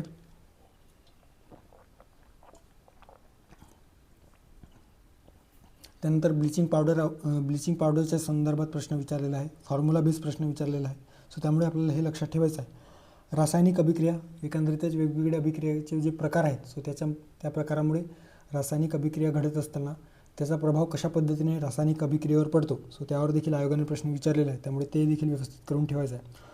आवर्त सारणीच्या संदर्भात जे काही आवर्त सारणी, विशेषतः आधुनिक आवर्त सारणी आहे, मॉडर्न पिरियडिक टेबल, सो ते आपल्याला लक्षात ठेवायचं आहे. त्या अनुषंगाने जे काही वेगवेगळे जे गट आहेत, याच्यामध्ये SPDF, ओके, S खंड, P खंड, ओके. सो त्यानंतर जे गॅसेस आहेत, ज्याला नोबल गॅस म्हटलं जातो, सो नोबल गॅसमध्ये त्या अंतर्गत येणारे जे काही मूलद्रव्ये कुठले, सो ते देखील आपल्याला परीक्षेत विचारले जाऊ शकतो, ओके. आणि दैनंदिन रसायनशास्त्र, ज्याच्यामध्ये प्रदूषण, ओके, जे ओझोन लेअरला एकंदरीतच घातक ठरणारा प्रदूषण कुठला, अशा स्वरूपाचा, ज्याच्यामध्ये क्लोरोफ्लोरोकार्बन आहे, ओके. बहुवारिके, सो बहुवारिकेच्या संदर्भात देखील प्रश्न विचारला गेलेला आहे. पॉलिमरच्या बाबतीत, पोल्युशनच्या बाबतीत प्रश्न विचारला जातो आहे, okay. Chemistry in everyday life, so हे तुम्ही करू शकता. आता संदर्भ साहित्य कुठले, तर याच्यामध्ये आय वुड सजेस्ट की जे काही I would not recommend any particular classes किंवा पर्टिक्युलर कुठल्याही अकॅडमीचं पुस्तक या ठिकाणी मी डिलिबरेटली सजेस्ट करत नाही. तर मी वाचलेलं आहे आणि त्यातून मला एकंदरीत सायन्समध्ये असेल किंवा इतर जे काही सब्जेक्ट आहे, सो त्यामध्ये चांगल्या पद्धतीने स्कोर करता आलेला आहे, सो त्याच मी या ठिकाणी सजेस्ट करतो आहे, ओके. सो या ठिकाणी मी particularly science all in one, ज्याच्यामध्ये जे Monali Salunkhe madam, okay, so doctor Monali Salunkhe madam यांनी हे पुस्तक लिहिले आहे. सो त्यांचं पुस्तक सुधारित आवृत्ती तुम्ही यातून देखील हे टॉपिक करू शकता. त्याच्यामध्ये विशेष म्हणजे काय, तर यामध्ये स्टेट बोर्डवर आधारित आणि NCERT जी क्रक्स आहेत, तर ते या ठिकाणी घेण्यात आलेलं आहे. त्याच्यामुळे डायरेक्टली इनडायरेक्टली प्रश्न, याच्यातून बरेच प्रश्न, साधारणतः 12 प्रश्न जर सायन्समध्ये विचारले जात असतील, तर 10 ते 11 प्रश्न यातून सॉल्व्ह होऊ शकतात, ओके, जर व्यवस्थित तुम्ही रीड केलेलं असाल तर. वैयक्तिक अनुभवातून सांगतो आहे, त्याच्यामुळे तुम्ही या एकाच पुस्तकावर रिलाय राहू शकता. अदरवाईज तुम्ही सायन्स, सामान्य विज्ञान, जे बरेच विद्यार्थी माझे मित्र वगैरे फॉलो करतात, ओके. सो सचिन भस्के सरांचं जे काही बुक आहे, ओके, पुस्तक सामान्य विज्ञान, सो ते देखील व्यवस्थित तुम्ही त्या बुकवर देखील रिलाय राहू शकतात, ओके. सो कुठल्याही एका पुस्तकावर तुम्ही रिलाय, एकंदरीतच कुठल्याही एका पुस्तकाला चूज करा, किंवा नोट्स देखील तुमच्याकडे असतील याआधी जर तुम्ही लावलेले असाल क्लासेस वगैरे, सो ते देखील तुम्हाला हेल्पफुल ठरणार आहे, ओके. जर वेळ मिळेल तर मी यावर एक रिव्हिजन प्रोग्राम किंवा रिव्हिजन रॅपिड रिव्हिजन, सो यावर देखील जे महत्त्वाचे टॉपिक्स आहेत आणि जे परीक्षेत प्रश्न विचारू शकतात असे जे कंटेंट आहेत किंवा डेटा आहेत, तर ते एका जागी PYQच्या आधारावर ॲक्युम्युलेट करून त्याच्यावर आपण रिव्हिजन प्रोग्राम घेऊयात. सायन्स ऑल इन वन असेल किंवा इतर जे सब्जेक्ट आहेत, सो त्यावर, ओके. त्यानंतर जिओग्राफी व एन्व्हायरमेंटच्या संदर्भात देखील प्रश्न आपल्याला विचारला जातो आहे, ओके.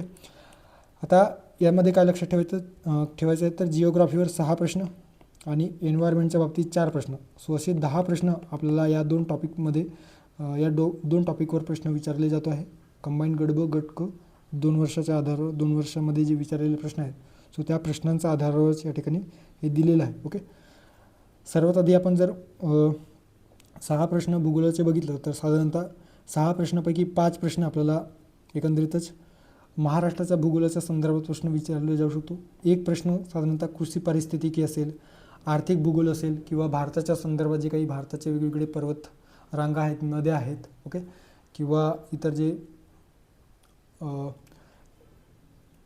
जॉग्राफिक इन्सिडन्स आहेत किंवा जॉग्राफिक जे फेनोमेना भारताच्या बाबतीत आहेत, ओके, अरवली पर्वत त्यामधील सर्वोच्च पर्वत शिखर कुठला आहे, अशा स्वरूपाचा प्रश्न विचारला जाऊ शकतो. सो त्या अनुषंगाने एक प्रश्न भारताच्या भूगोलावर विचारला जातो. मात्र 5 प्रश्न जे आहेत तर ते आपल्याला महाराष्ट्राच्या भूगोलावर प्रश्न विचारत असल्याचे दिसून येतो. ओके, त्यानंतर 4 जे प्रश्न आहेत तर 4 जे प्रश्न आहेत ते एकंदरीतच एन्व्हायरमेंट. ओके, सो एन्व्हायरमेंटच्या बाबतीत प्रश्न विचारला जातो, पर्यावरण. आणि पर्यावरणाच्या बाबतीत एक लक्षात ठेवायचं आहे, पर्यावरणाचे जे प्रश्न असतात ते अतिशय कन्सेप्च्युअल असतात आणि एकदम वाचल्याच्यानंतर लक्षात येईल, सहज असतात. ओके, तर त्याच्यामुळे जास्त फार एकंदरीत जर त्यामध्ये जर आपण बघितलं तर ॲक्टमध्ये आपल्याला लक्षात ठेवायचं आहे. ॲक्टच्या बाबतीत पर्यावरण संरक्षण कायदा 1986चा, त्यानंतर वाईल्ड लाईफ प्रोटेक्शन ॲक्ट जे आहे, वन्यजीव संरक्षण कायदा 1972चा. सो ते कधी पारित झालं, त्याची अंमलबजावणीचा डेट आपल्याला विचारला जाऊ शकतो. सो ते हे जे काही फॅक्च्युअल डेटा आहेत तर ते लक्षात ठेवायचं आहे. जीवावरण राखीव क्षेत्र आपल्या देशामध्ये किती आहेत ते विचारला जाऊ शकतो. ओझोनच्या बाबतीत प्रदूषक कुठले आहेत, ज्याच्यामध्ये क्लोरोफ्लोरो कार्बन आहे, त्याच्यानंतर कार्बन मोनॉक्साईड आहे, कार्बन डायऑक्साईड आहे, यांचे प्रमाण काय आहे एकंदरीतच ओझोनला ह्रास करण्यासाठी. त्यानंतर ओझोन लेअर किंवा ओझोन थर कधी दिसून आलेला होता असा देखील प्रश्न विचारला जाऊ शकतो, त्यामुळे हे लक्षात ठेवायचं आहे.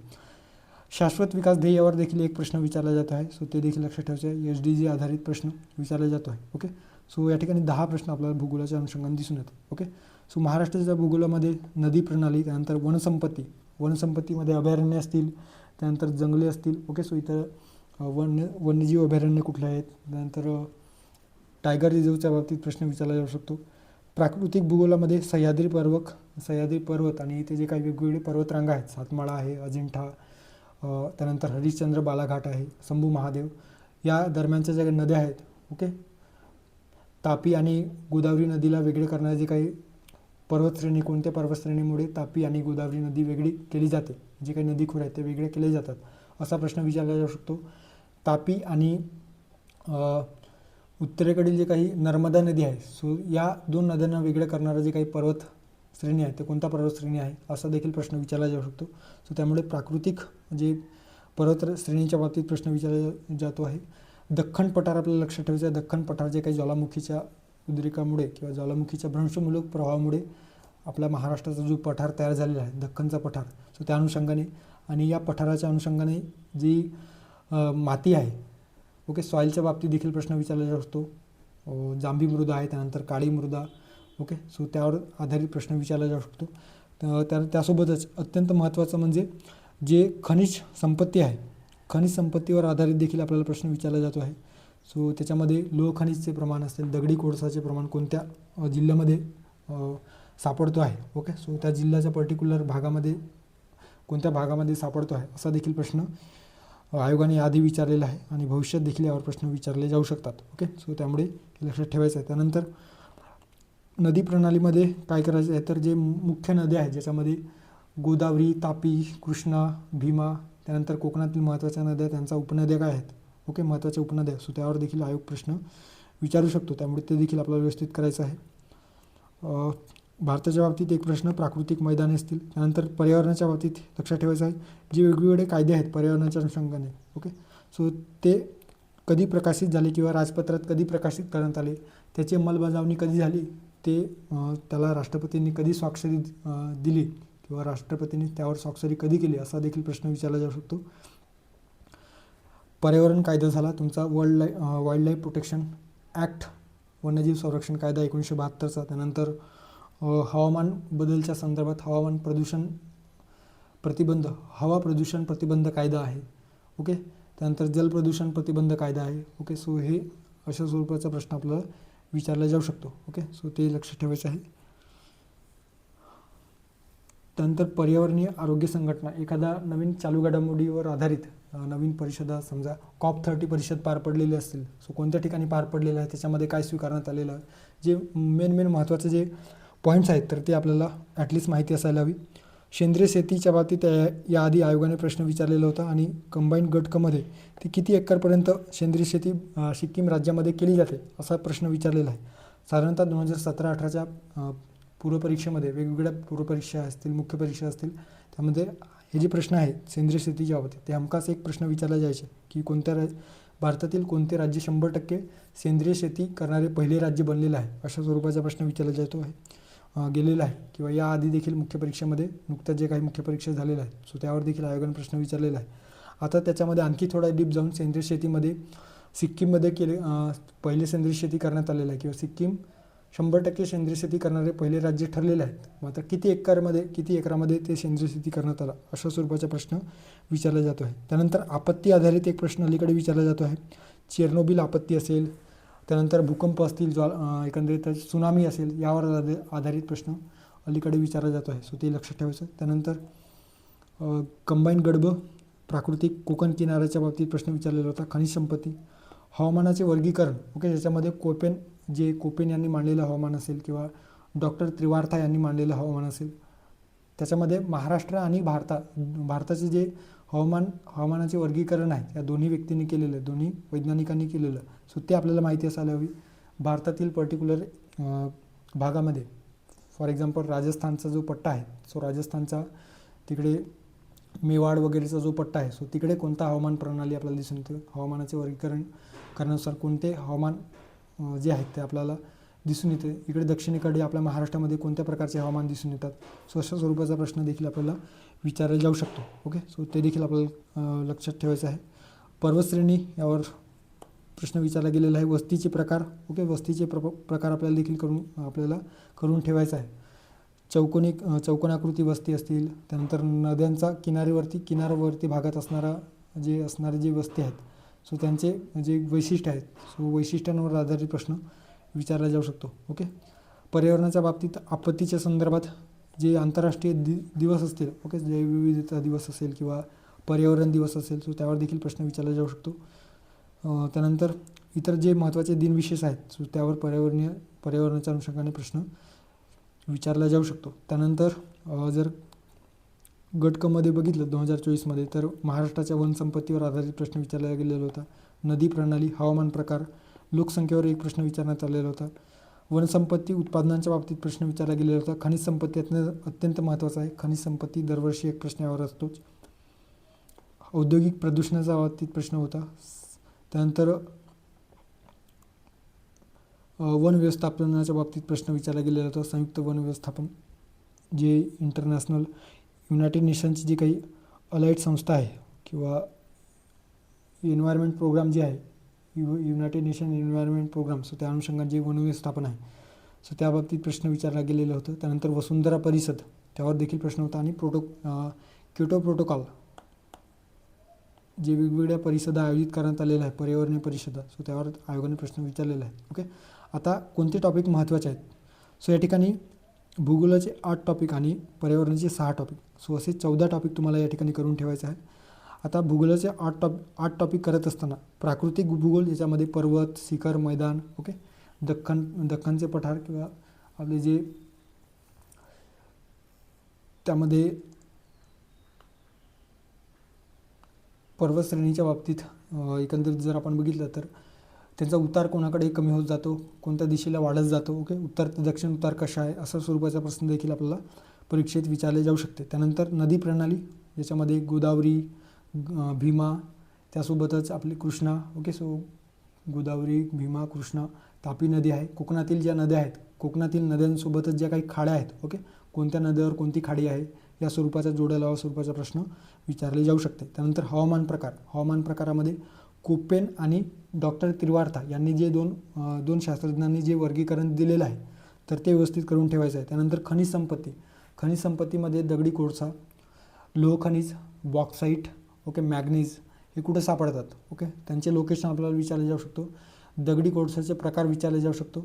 त्यानंतर लोह खनिजाचे प्रकार विचारले जाऊ शकतो. सो ते लोह खनिजाचे प्रकार किंवा दगडी कोळशामध्ये कार्बनच्या एकंदरीतच प्रमाणानुसार जे दगडी कोळसा आहे सो त्याच्यामध्ये अँथ्रासाइट, बिटुमिनस, लिग्नाइट, पीठ हे जे काही प्रकार आहेत सो ते आपल्याला विचारले जाऊ शकते. ओके, त्यानंतर एक प्रश्न कृषी भूगोलावर आधारित प्रश्न आपल्याला विचारला जाऊ शकतो. वस्तीचे प्रकार लक्षात ठेवायचे आणि लोकसंख्या. ओके, सो विशेषतः महाराष्ट्राच्या संदर्भात आणि जर आपल्याकडे वेळ आहे अशा वेळेस एखादा लेक्चर जे आहे ते भारताचा भूगोलावर बघून घ्यायचं.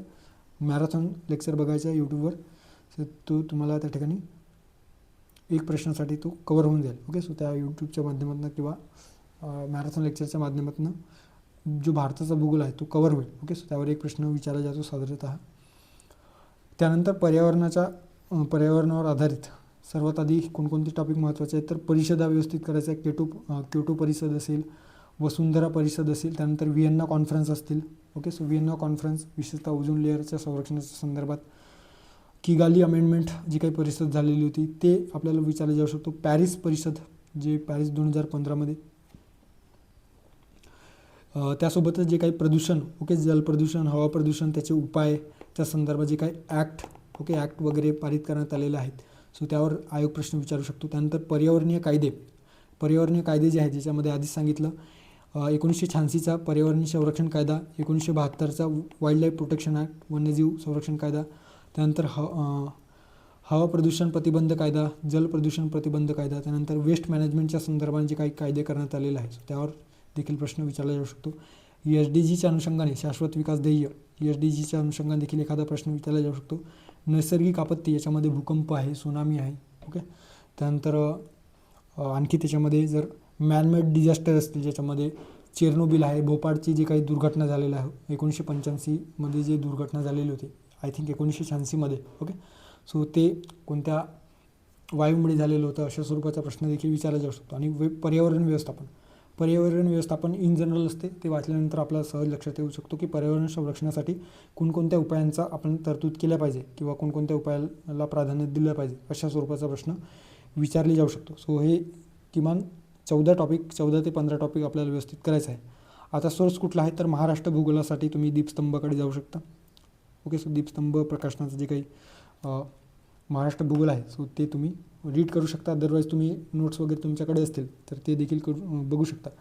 पर्यावरणासाठी 2 जे पुस्तकं आहेत ज्याच्यामध्ये पर्यावरण शिक्षण इयत्ता 11वी किंवा पर्यावरण शिक्षण जल सुरक्षा इयत्ता 12वी. ओके, सो 11वी व 12वीचे जे काही पर्यावरणाच्या अनुषंगाने जे बुक्स आहेत ते सफिशियंट आहेत. याच्यावरच आधारित प्रश्न डायरेक्ट याच्यातूनच कॉपी पेस्ट केलेले असतात. ओके, सो हे लक्षात ठेवायचं. त्यासोबतच प्रत्येक सब्जेक्टच्या बाबतीत PYQ करणे मस्ट. ओके, सो PYQ करणे अपेक्षित आहे. केवळ पुस्तक वाचून झाल्याच्या नंतर फक्त तो सिलेबसचा पॉईंट कवर झाला आणि आपण पुस्तक वाचलं स्वतःचं नोट्स काढले एवढ्यापुरतीच मर्यादित न ठेवता आपला आपल्या अभ्यासाचा आवाका जो आहे तो PYQच्या पलीकडे न्यायचा आहे. ओके, सो PYQला देखील आपल्याला व्यवस्थित सर्वाधिक वेटेज जर द्यायचं असेल तर PYQला दिलेलं आपला रिझल्ट येण्यासाठी अत्यंत महत्त्वाचं आहे. त्यानंतर हिस्ट्री. आता हिस्ट्रीच्या बाबतीत history like ocean. Okay, so एक ओशन सारखा असणारा हा सब्जेक्ट आहे. त्याच्यामध्ये काय विचारले जाईल ते आपल्याला निश्चितपणे सांगता येत नाही. तरी देखील मी असे टॉपिक फाइंड आउट केलेले आहे ते जर तुम्ही व्यवस्थित केलं तर याच्यामध्ये साधारणतः 10 प्रश्न विचारले जातात. तर 10पैकी 7-8 प्रश्न व्यवस्थित बरोबर येईल. जर नवीन प्रश्न विचारले नाहीत PYQवर जर आधारित असेल तर 10पैकी 9 प्रश्न देखील बरोबर येऊ शकतात. सो या पद्धतीने आता जे टॉपिक फाइंड आउट केलेलं आहे तर ते तुम्हाला तुमच्या लक्षात येईलच. पण तत्पूर्वी या ठिकाणी गट ब 2023मध्ये, त्यानंतर गट क 2023, गट ब 2024 आणि गट क 2024. सो या मुख्य परीक्षांमध्ये क्रांतिकारक चळवळ किंवा क्रांतिकारक जे व्यक्ती आहेत, व्यक्तिविशेष, याच्यामध्ये 2023मध्ये गणेश विष्णू पिंगडे यांच्यावर प्रश्न विचारण्यात आलेला होता. समाजसुधारकावर प्रश्न विचारला जातो आहे. संस्था असतील, त्यांनी स्थापन केलेल्या संस्था, त्यांनी लिहिलेले ग्रंथ, दलित उद्धार चळवळ किंवा अस्पृश्य उद्धार चळवळ, जातीय निवाडासारख्या जे काही चळवळी झालेल्या आहेत. ओके, सो त्यावर देखील प्रश्न विचारला जातो.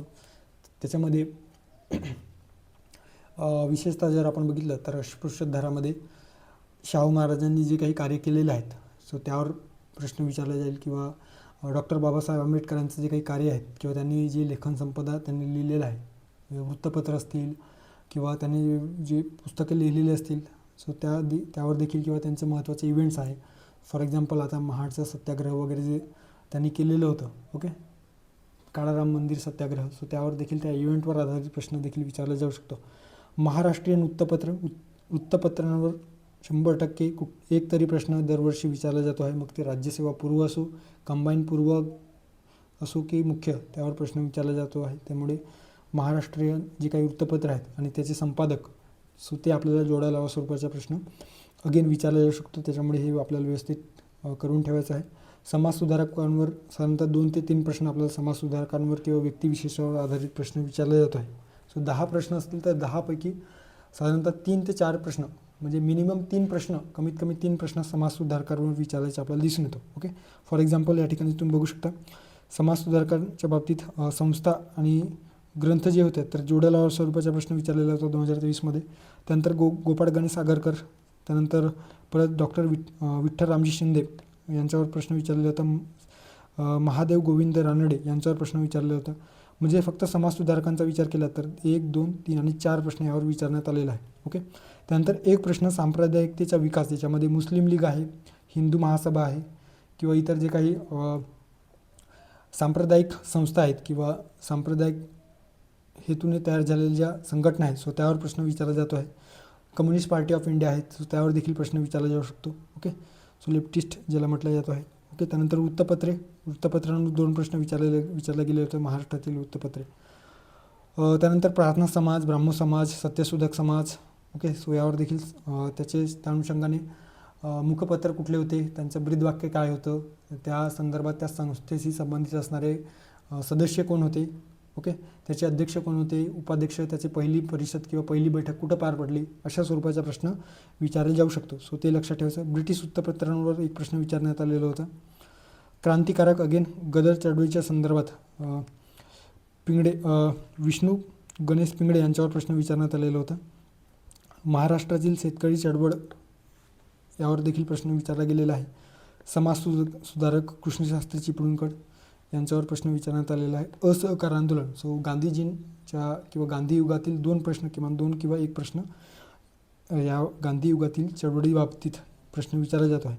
आर्थिक विकास किंवा आर्थिक जे काही घडामोडी आहेत सो त्यावर देखील प्रश्न विचारला जातो, ज्याच्यामध्ये रेल्वेचा विकास असेल किंवा ट्राम सेवा कुठे सुरू झाली, कोणत्या 2 ठिकाणांदरम्यान ट्राम सेवा सुरू करण्यात आलेली आहे, कोणत्या 2 रेल्वे ठिकाणांदरम्यान पहिली रेल्वे गेली, अशा स्वरूपाचा प्रश्न विचारला जाऊ शकतो. किंवा पहिल्या रेल्वे आयोगाचे अध्यक्ष कोण होते, ओके, लेफ्टनंट प्रेस्कॉट अशा स्वरूपाचा एक ब्रिटिश अधिकारी आहे, तो पहिल्या रेल्वे आयोग स्थापन करण्यात आलेला होता, सो त्याचा अध्यक्ष होता. ओके, सो रेल्वेचा विकास कोणाच्या काळामध्ये झाला असा देखील प्रश्न विचारला जाऊ शकतो. महर्षी धोंडो केशव कर्वे यांच्यावर देखील प्रश्न विचारलेला आहे. हिंदू महासभा अगेन सांप्रदायिकतेच्या मुद्द्यावर एक प्रश्न. ओके, कामगार चळवळ अत्यंत महत्त्वाचा आहे. कामगार चळवळीवर देखील प्रश्न विचारला जातो. नारायण मेघाजी लोखंडे किंवा इतर जे काही नामजोशी असतील यांनी स्थापन केलेल्या संस्था असतील, कामगार संघटना, सो त्यावर प्रश्न विचारला जातो. समाजसुधारक, त्यानंतर 2024मध्ये समाजसुधारकांच्या बाबतीत जर आपण बघितलं तर शाहू महाराज, महात्मा फुले, त्यानंतर महात्मा फुलेवर 2 प्रश्न विचारलेला होता. ग.वा. जोशी, गणेश वासुदेव जोशी, सो असे 4 प्रश्न समाजसुधारकांवरच विचारण्यात आलेला आहे. लोकमान्य टिळक म्हणजे साधारणतः 4 ते 5 प्रश्न समाजसुधारक किंवा व्यक्तिविशेष यांच्यावर प्रश्न विचारण्यात आलेला आहे. कामगार संघटना यावर एक प्रश्न विचारला गेलेला आहे. गोंडांचा उठाव, ओके, सो किंवा गोंड उठाव ज्याला म्हटलं गेलेलं आहे. सो अप्पासाहेब भोसले, या ठिकाणी अप्पासाहेब बोली झाला, अप्पासाहेब भोसले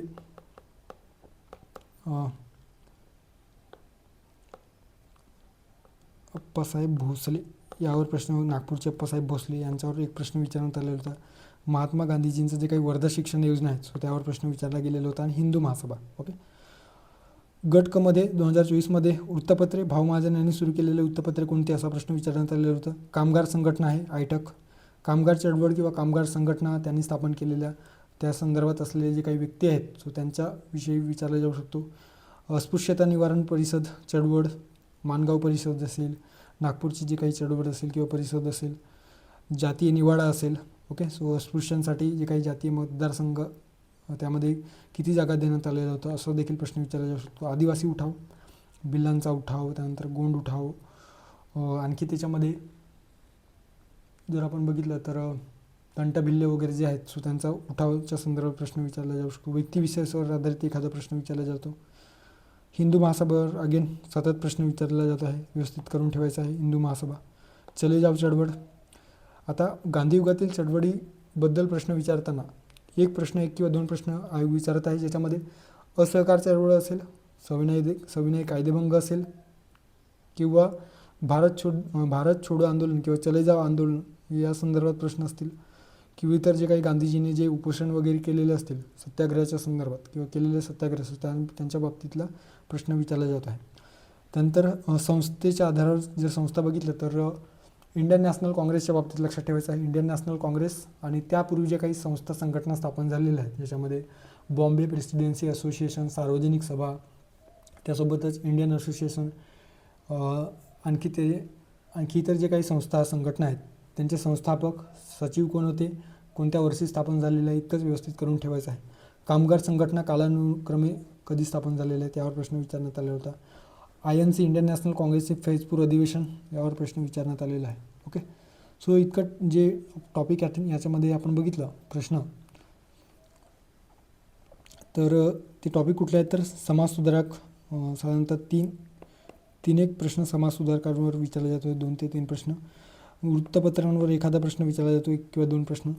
कामगार संघटनांवर एखादा प्रश्न विचारला जातो. अस्पृश्य दरावर एखादा प्रश्न विचारला जातो. आदिवासी किंवा 1857चा उठाव किंवा क्रांतिकारी चळवळ यावर एखादा प्रश्न विचारला जातो, ओके.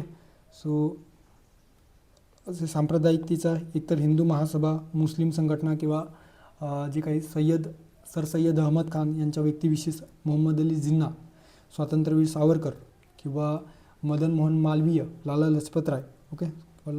किंवा इतर जे काही व्यक्तिविशेष आहेत सो त्यावर आधारित देखील एक प्रश्न विचारला जातो आहे. सो गांधी युगातील घटनाक्रमांवर एक प्रश्न, हे लक्षात ठेवायचं. आर्थिक घडामोडीवर एखादा प्रश्न विचारला जाऊ शकतो. सो हे 11 टॉपिक व्यवस्थित करून ठेवा, म्हणजे तुम्हाला साधारणतः 10 पैकी 7 ते 8 प्रश्न तुमचे व्यवस्थित, 10 पैकी 7 ते 8 प्रश्न जर जास्त PYQ नसले, PYQ आधारित प्रश्न कमी विचारण्यात आला तर ते सॉल्व्ह होतील. अदरवाईज 8 ते 9 प्रश्न तुम्ही सॉल्व्ह करू शकता जर PYQ आधारित जर प्रश्न विचारलेले असतील, रिपीटेड प्रश्न झालेले असतील ते अशा वेळेस, ओके. सो असे 11 टॉपिक या ठिकाणी करायचं आहे. त्यानंतर रिमोट सेन्सिंगच्या बाबतीत बरेच सध्या किती टॉपिक विचारतो, काय त्याच्यामध्ये, तर या ठिकाणी व्यवस्थित बायफर्केट करून दिलेलं आहे. रिमोट सेन्सिंग RS याच्यावर 4 प्रश्न आणि कम्प्युटर्स आणि किंवा ICT यावर 4 प्रश्न विचारला जातो आहे. रिमोट सेन्सिंगच्या बाबतीत जर बेसिक व्यवस्थित क्लिअर असेल तर तो प्रश्न तुम्ही सॉल्व्ह करू शकता. याच्यामध्ये रिमोट सेन्सिंगमध्ये टॉपिक कुठले महत्त्वाचे आहेत तर एक आहे हवाई aerial photography, okay. So aerial photography, हवाई छायाचित्र ज्याला म्हटलं जातो आहे. त्यानंतर वर्टिकल, ओके, हवाई छायाचित्र. त्यानंतर false colour composite, okay, false colour composite, FCC ज्याला म्हटलं गेलेलं आहे. सो वर्णपटाच्या बाबतीत इलेक्ट्रोमॅग्नेटिक स्पेक्ट्रम जो आहे सो त्याच्या बाबतीतला प्रश्न आहे. जे विविध देशांनी उपग्रह सोडलेले असतील, GPS संदर्भात असेल किंवा पृथ्वी निरीक्षण उपग्रह असतील, सो त्यावर देखील प्रश्न विचारला जाऊ शकतो. याच्यामध्ये रिमोट सेन्सिंगमध्ये एक लक्षात ठेवायचं, एखादा प्रश्न हे आपल्याला चालू घडामोडीच्या अनुषंगाने विचारला जाऊ शकतो आणि इतर जे 3 प्रश्न आहेत ते आपल्याला कोर सब्जेक्टमध्ये विचारला जाऊ शकतो, ओके. तसेच कम्प्युटरच्या बाबतीत देखील एखादा प्रश्न चालू घडामोडीच्या अनुषंगाने आणि इतर जे 3 प्रश्न आहेत सो 3 पैकी एक प्रश्न आपल्याला लॉ, जे काही IT ॲक्ट आहे सो IT ॲक्टच्या संदर्भात विचारला जाऊ शकतो. त्याच्यामध्ये जे काही सायबर अटॅक आहे किंवा सायबर गुन्हेगारी आहे सो त्यावर प्रश्न विचारला जाऊ शकतो, ओके. सो असे 4 प्रश्न कम्प्युटर आणि ICTच्या बाबतीत दिलेलं आहे. सो या ठिकाणी प्रतिमेचे वर्णन, ओके, फोटोग्राफीच्या बाबतीत एरियल फोटोग्राफी असेल. त्यानंतर सक्रिय व निष्क्रिय संवेदक जे रिमोट सेन्सिंगमध्ये कार्य करणारे जे डिव्हाइसेस आहेत, पॅसिव्ह डिव्हाइस आणि ॲक्टिव्ह डिव्हाइस, सो त्यावर प्रश्न विचारला गेलेला आहे. चांद्रयान-3च्या अनुषंगाने जेव्हा चांद्रयान-3 लॉन्च करण्यात आलेलं होतं सो त्याचा जे काही पेलोड आहे तर त्याचा वस्तुमान किती होता असा प्रश्न विचारलेला होता कंबाईंड गटब 2023च्या मुख्य परीक्षेत. हवाई छायाचित्र, ओके, हवाई छायाचित्र म्हणजे काय तर एरियल फोटोग्राफीचा जो कॅमेरा आहे सो त्याचा लेन्स कितीचा असतो, त्याचे प्रमाण किती आहे असा स्वरूपाचा प्रश्न विचारला गेलेला आहे, ओके. सो तेच या ठिकाणी या ठिकाणी बघू शकता. हवाई छायाचित्राचे प्रमाण, इलेक्ट्रोमॅग्नेटिक स्पेक्ट्रम अत्यंत महत्त्वाचं आहे, GIS जो GIS GPS जे आहे इन्फॉर्मेशनच्या बाबतीत. त्यानंतर हवाई छायाचित्र, एरियल फोटोग्राफी, अगेन GIS वर प्रश्न विचारला गेलेला आहे. जिओग्राफिकल इन्फॉर्मेशन सिस्टम, हवाई छायाचित्र 3D 2D, त्यानंतर सुदूर संवेदन, याच्यामध्ये रिमोट सेन्सिंगवर त्याची व्याख्या विचारण्यात आलेली होती. इलेक्ट्रोमॅग्नेटिक स्पेक्ट्रम, ओके, वर्णपट ज्याला म्हटलं गेलेलं आहे. सो विद्युतीय वर्णपट. सो असे 4 प्रश्न यावर विचारला जातो रिमोट सेन्सिंगवर. तर त्यावर एखादा प्रश्न चालू घडामोडीच्या अनुषंगाने किंवा उपग्रहांवर आधारित प्रश्न विचारला जाऊ शकतो.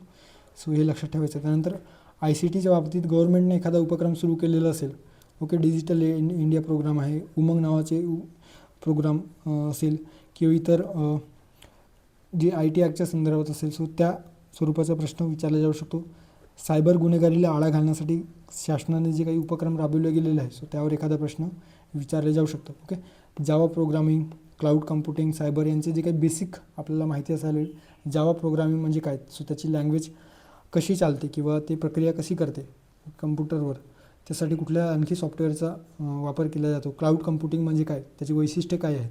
सायबर क्राईम म्हणजे काय, सायबर क्राईम संदर्भात भारतामध्ये कुठला ॲक्ट आहे का, ओके, IT ॲक्ट 2000 सारखा, त्याचा गैरवापर होतो आहे का, किंवा त्या संदर्भात जे काही प्रोव्हिजन्स आहेत सायबर अटॅकिंगच्या संदर्भात, बुलिंग करणे किंवा सेक्स्टॉर्शनच्या संदर्भात जी शिक्षा असेल, सो ते किती आहे, 5 वर्ष, 5 लाख वगैरे जे डिसाईड करण्यात आलेलं आहे या ॲक्टमध्ये पेनल्टी, ओके, किंवा फाईन आणि शिक्षा, तर ते आपल्याला विचारलं जाऊ शकतं. ओके, नंतर डाटा कम्युनिकेशनसाठी जे काही डिव्हायसेस लागतात त्याच्या बाबतीत मोबाईल कम्प्युटिंग आहे, सर्व्हर, वेबसाईट, होस्ट या संदर्भातले प्रश्न विचारले जाऊ शकतो. प्रोग्रामर आहे, ओके, प्रोग्रामर, मेमरी कार्डच्या संदर्भात मेमरी कार्डचे जे प्रकार आहेत, okay, small types of memory, त्यानंतर मोठे जे मेमरी कार्ड आहेत, सो ते किती असतात, त्यानं किती KB पासून ते एकंदरीत सुरुवात होते, अशा स्वरूपाचा. इनपुट आउटपुट डिव्हाइस कुठले आहेत, सो यावर देखील प्रश्न विचारला जाऊ शकतो. मॉनिटर आणि डिस्प्लेच्या बाबतीत अगेन प्रश्न विचारला जाऊ शकतो. एखादं इनिशियल जे कम्प्युटरवर वर्क करणारे किंवा इंटरनेटच्या बाबतीत जे इनिशियल लेटर आहेत, URL असेल, www.com वगैरे जे आहेत, सो त्यांचा फुल फॉर्म काय आहे, असा देखील प्रश्न विचारला जाऊ शकतो. डाटा लिंकच्या बाबतीत, IT ॲक्टच्या बाबतीत, IT ॲक्ट व्यवस्थित करून ठेवाल, याच्यामध्ये चोरीच्या संदर्भात, सायबर अटॅकिंगच्या संदर्भात, त्यानंतर सायबर जे लैंगिक शोषण आहे, सो त्या संदर्भात जे काही कोणत्या सेक्शनमध्ये देण्यात आलेलं आहे, त्याची शिक्षा काय आहे, असं जे काही प्रोव्हिजन्स आहेत, तर ते प्रोव्हिजन्स आपल्याला माहिती असायला हवे. ओके, सो हे लक्षात ठेवायचं आहे. आता या ठिकाणी जे टॉपिक्स दिलेले आहेत, तर टॉपिकमध्ये सर्वात आधी रिमोट सेन्सिंगमध्ये बेसिक ऑफ रिमोट सेन्सिंग, सुदूर संवेदनाची मूलभूत तत्वे आपल्याला माहिती असायला हवी. ॲक्टिव्ह व पॅसिव्ह सेन्सर्स, सक्रिय आणि निष्क्रिय संवेदक जे रिमोट सेन्सिंगसाठी कार्य करणारे जे डिव्हायसेस आहेत किंवा लागणारे जे आवश्यक घटक आहेत. हवाई छायाचित्र, एरियल फोटोग्राफ आपल्याला व्यवस्थित करायचं आहे विशेषतः. त्यानंतर false colour composite, aerial graphic घेत असताना एकंदरीतच EMR इलेक्ट्रोमॅग्नेटिक स्पेक्ट्रमवर आधारित जी काही फाल्स कलर कंपोजिट आहे, सो त्याचा देखील प्रश्न आपल्याला विचारला जाऊ शकतो. इलेक्ट्रोमॅग्नेटिक स्पेक्ट्रम, विद्युत चुंबकीय वर्णपट, दृश्य जी काही प्रतिमा आहे ते कोणत्या पर्टिक्युलर फ्रिक्वेन्सीच्या दरम्यान किंवा तरंग लांबीच्या दरम्यान आपल्याला दिसून येतो, असा देखील प्रश्न विचारला जातो आहे. GISची जी काही बेसिक जे युजेस आहे किंवा मूलभूत माहिती आहे त्याचा उपयोग काय आहे, तर ते आपल्याला विचारलं जातो आहे. भौगोलिक माहिती प्रणाली, ज्याला जिओग्राफिकल इन्फॉर्मेशन सिस्टम म्हटलं जातो आहे, GIS, सो त्यावर देखील या युजेसवर देखील प्रश्न देखील विचारला जाऊ शकतो. ओके, सो असे 5 टॉपिक या ठिकाणी दिलेले आहे. सो इतकंच 5 टॉपिक व्यवस्थित करा. यावरचे जे काही राज्यसेवा मुख्य परीक्षेमध्ये विचारलेले प्रश्न आणि मागील 2 वर्षामध्ये विचारलेले प्रश्न व्यवस्थित फाइंड आउट करा, नोट्स काढून ठेवा. बाकी इतर काही करण्याची आय डोंट थिंक की इतरत्र आणखी नवीन काही वाचण्याची, नवीन काही क्लासेस वगैरे लावण्याची आवश्यकता पडेल. ओके, सो एनिवेज तो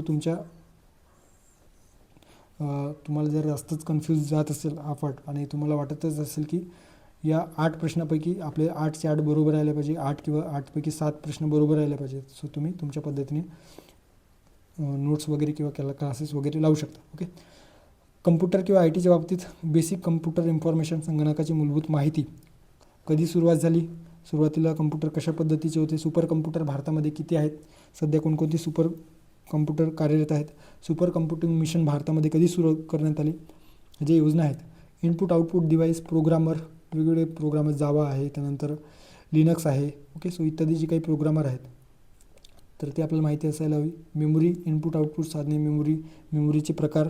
okay, RAM, ROM. Okay, so RAM असेल, रॉम हे लक्षात ठेवायचं आहे. Read access memory, read. त्यानंतर याला रॉमला आणखी काहीतरी म्हणतात, ऑब्जेक्ट वगैरे. ओके, सो हे आपल्याला माहिती असेल. सायबर क्राईमच्या संदर्भात IT ॲक्ट 2000ची जी काही जे गुन्हे, सायबर गुन्हेच्या संदर्भात जे काही प्रोव्हिजन्स आहेत ते साधारणतः चोरीच्या संदर्भात माहिती, डेटा लिकिंगच्या संदर्भात, डेटा शेअर करण्याच्या संदर्भात जी गोपनीय माहिती आहे ती गोपनीय माहिती गुपचूप बेकायदेशीरपणे उघड करणे. सो त्यावर कुठला किंवा कोणता जे शिक्षा आहे तर ते दिले गेलेलं आहे अशा स्वरूपाचा प्रश्न विचारला जाऊ शकतो. कोणत्या शिक्षणामध्ये समावेश करण्यात आहे. माहिती तंत्रज्ञान कायदा कधी लागू झाला. ओके, कोणत्या तारखेला लागू झाला, अमेंडमेंट कधी करण्यात आला, असा देखील प्रश्न विचारला जाऊ शकतो. आणि शासकीय योजना, शासकीय योजनामध्ये डिजिटल इंडियासारख्या योजना आहेत. शासनाने एखादा उपक्रम सुरू केलेला असेल डिजिटली, की नागरिकांसाठी डिजिटली जे काही गव्हर्नमेंट जे सर्व्हिस आहेत किंवा प्रोग्राम जे आहेत, सेवा जी आहे, शासकीय सेवा ते उपलब्ध व्हावं. सो कुठला ॲप आहे ज्याच्यामध्ये उमंगसारखे ॲप आहेत. त्यानंतर शिक्षणासाठी भरपूर पाठशाला वगैरे आहेत. आणखी त्याच्यामध्ये जर आपण बघितलं तर डिजी लॉकर आहे. ओके, सो हे जे काही उपक्रम आहेत ते कधी सुरू झालेले आहेत. UPIच्या बाबतीत प्रश्न विचारला जाऊ शकतो. सो आपल्याला माहिती असायला हवी. ओके, आणखीन जर पुस्तक वाचायचं असेल तर आय वूड सजेस्ट म्हणजे तुम्ही या पुस्तकाकडे जाऊ शकता. केदार बारोडे सरांचं हे पुस्तक आहे, रयत प्रकाशनाचं, माहिती संप्रेषण तंत्रज्ञान किंवा हवाई छायाचित्रण किंवा सुदूर संवेदन. ओके, सो या एका पुस्तकामध्ये किंवा हे एक पुस्तक तुम्हाला सफिशियंट असणार आहे. बाकी इतरत्र काही करण्याची आवश्यकता नाही. अदरवाईज तुम्ही याचे नोट्स देखील काढू शकता स्वतंत्रपणे मागील PYQच्या आधारावर. सो ते लक्षात ठेवायचं आहे. ओके, सो अशा पद्धतीने आपण साधारणतः किती सब्जेक्ट बघितले. रिमोट सेन्सिंग, हिस्ट्री, त्यानंतर 2 झाले.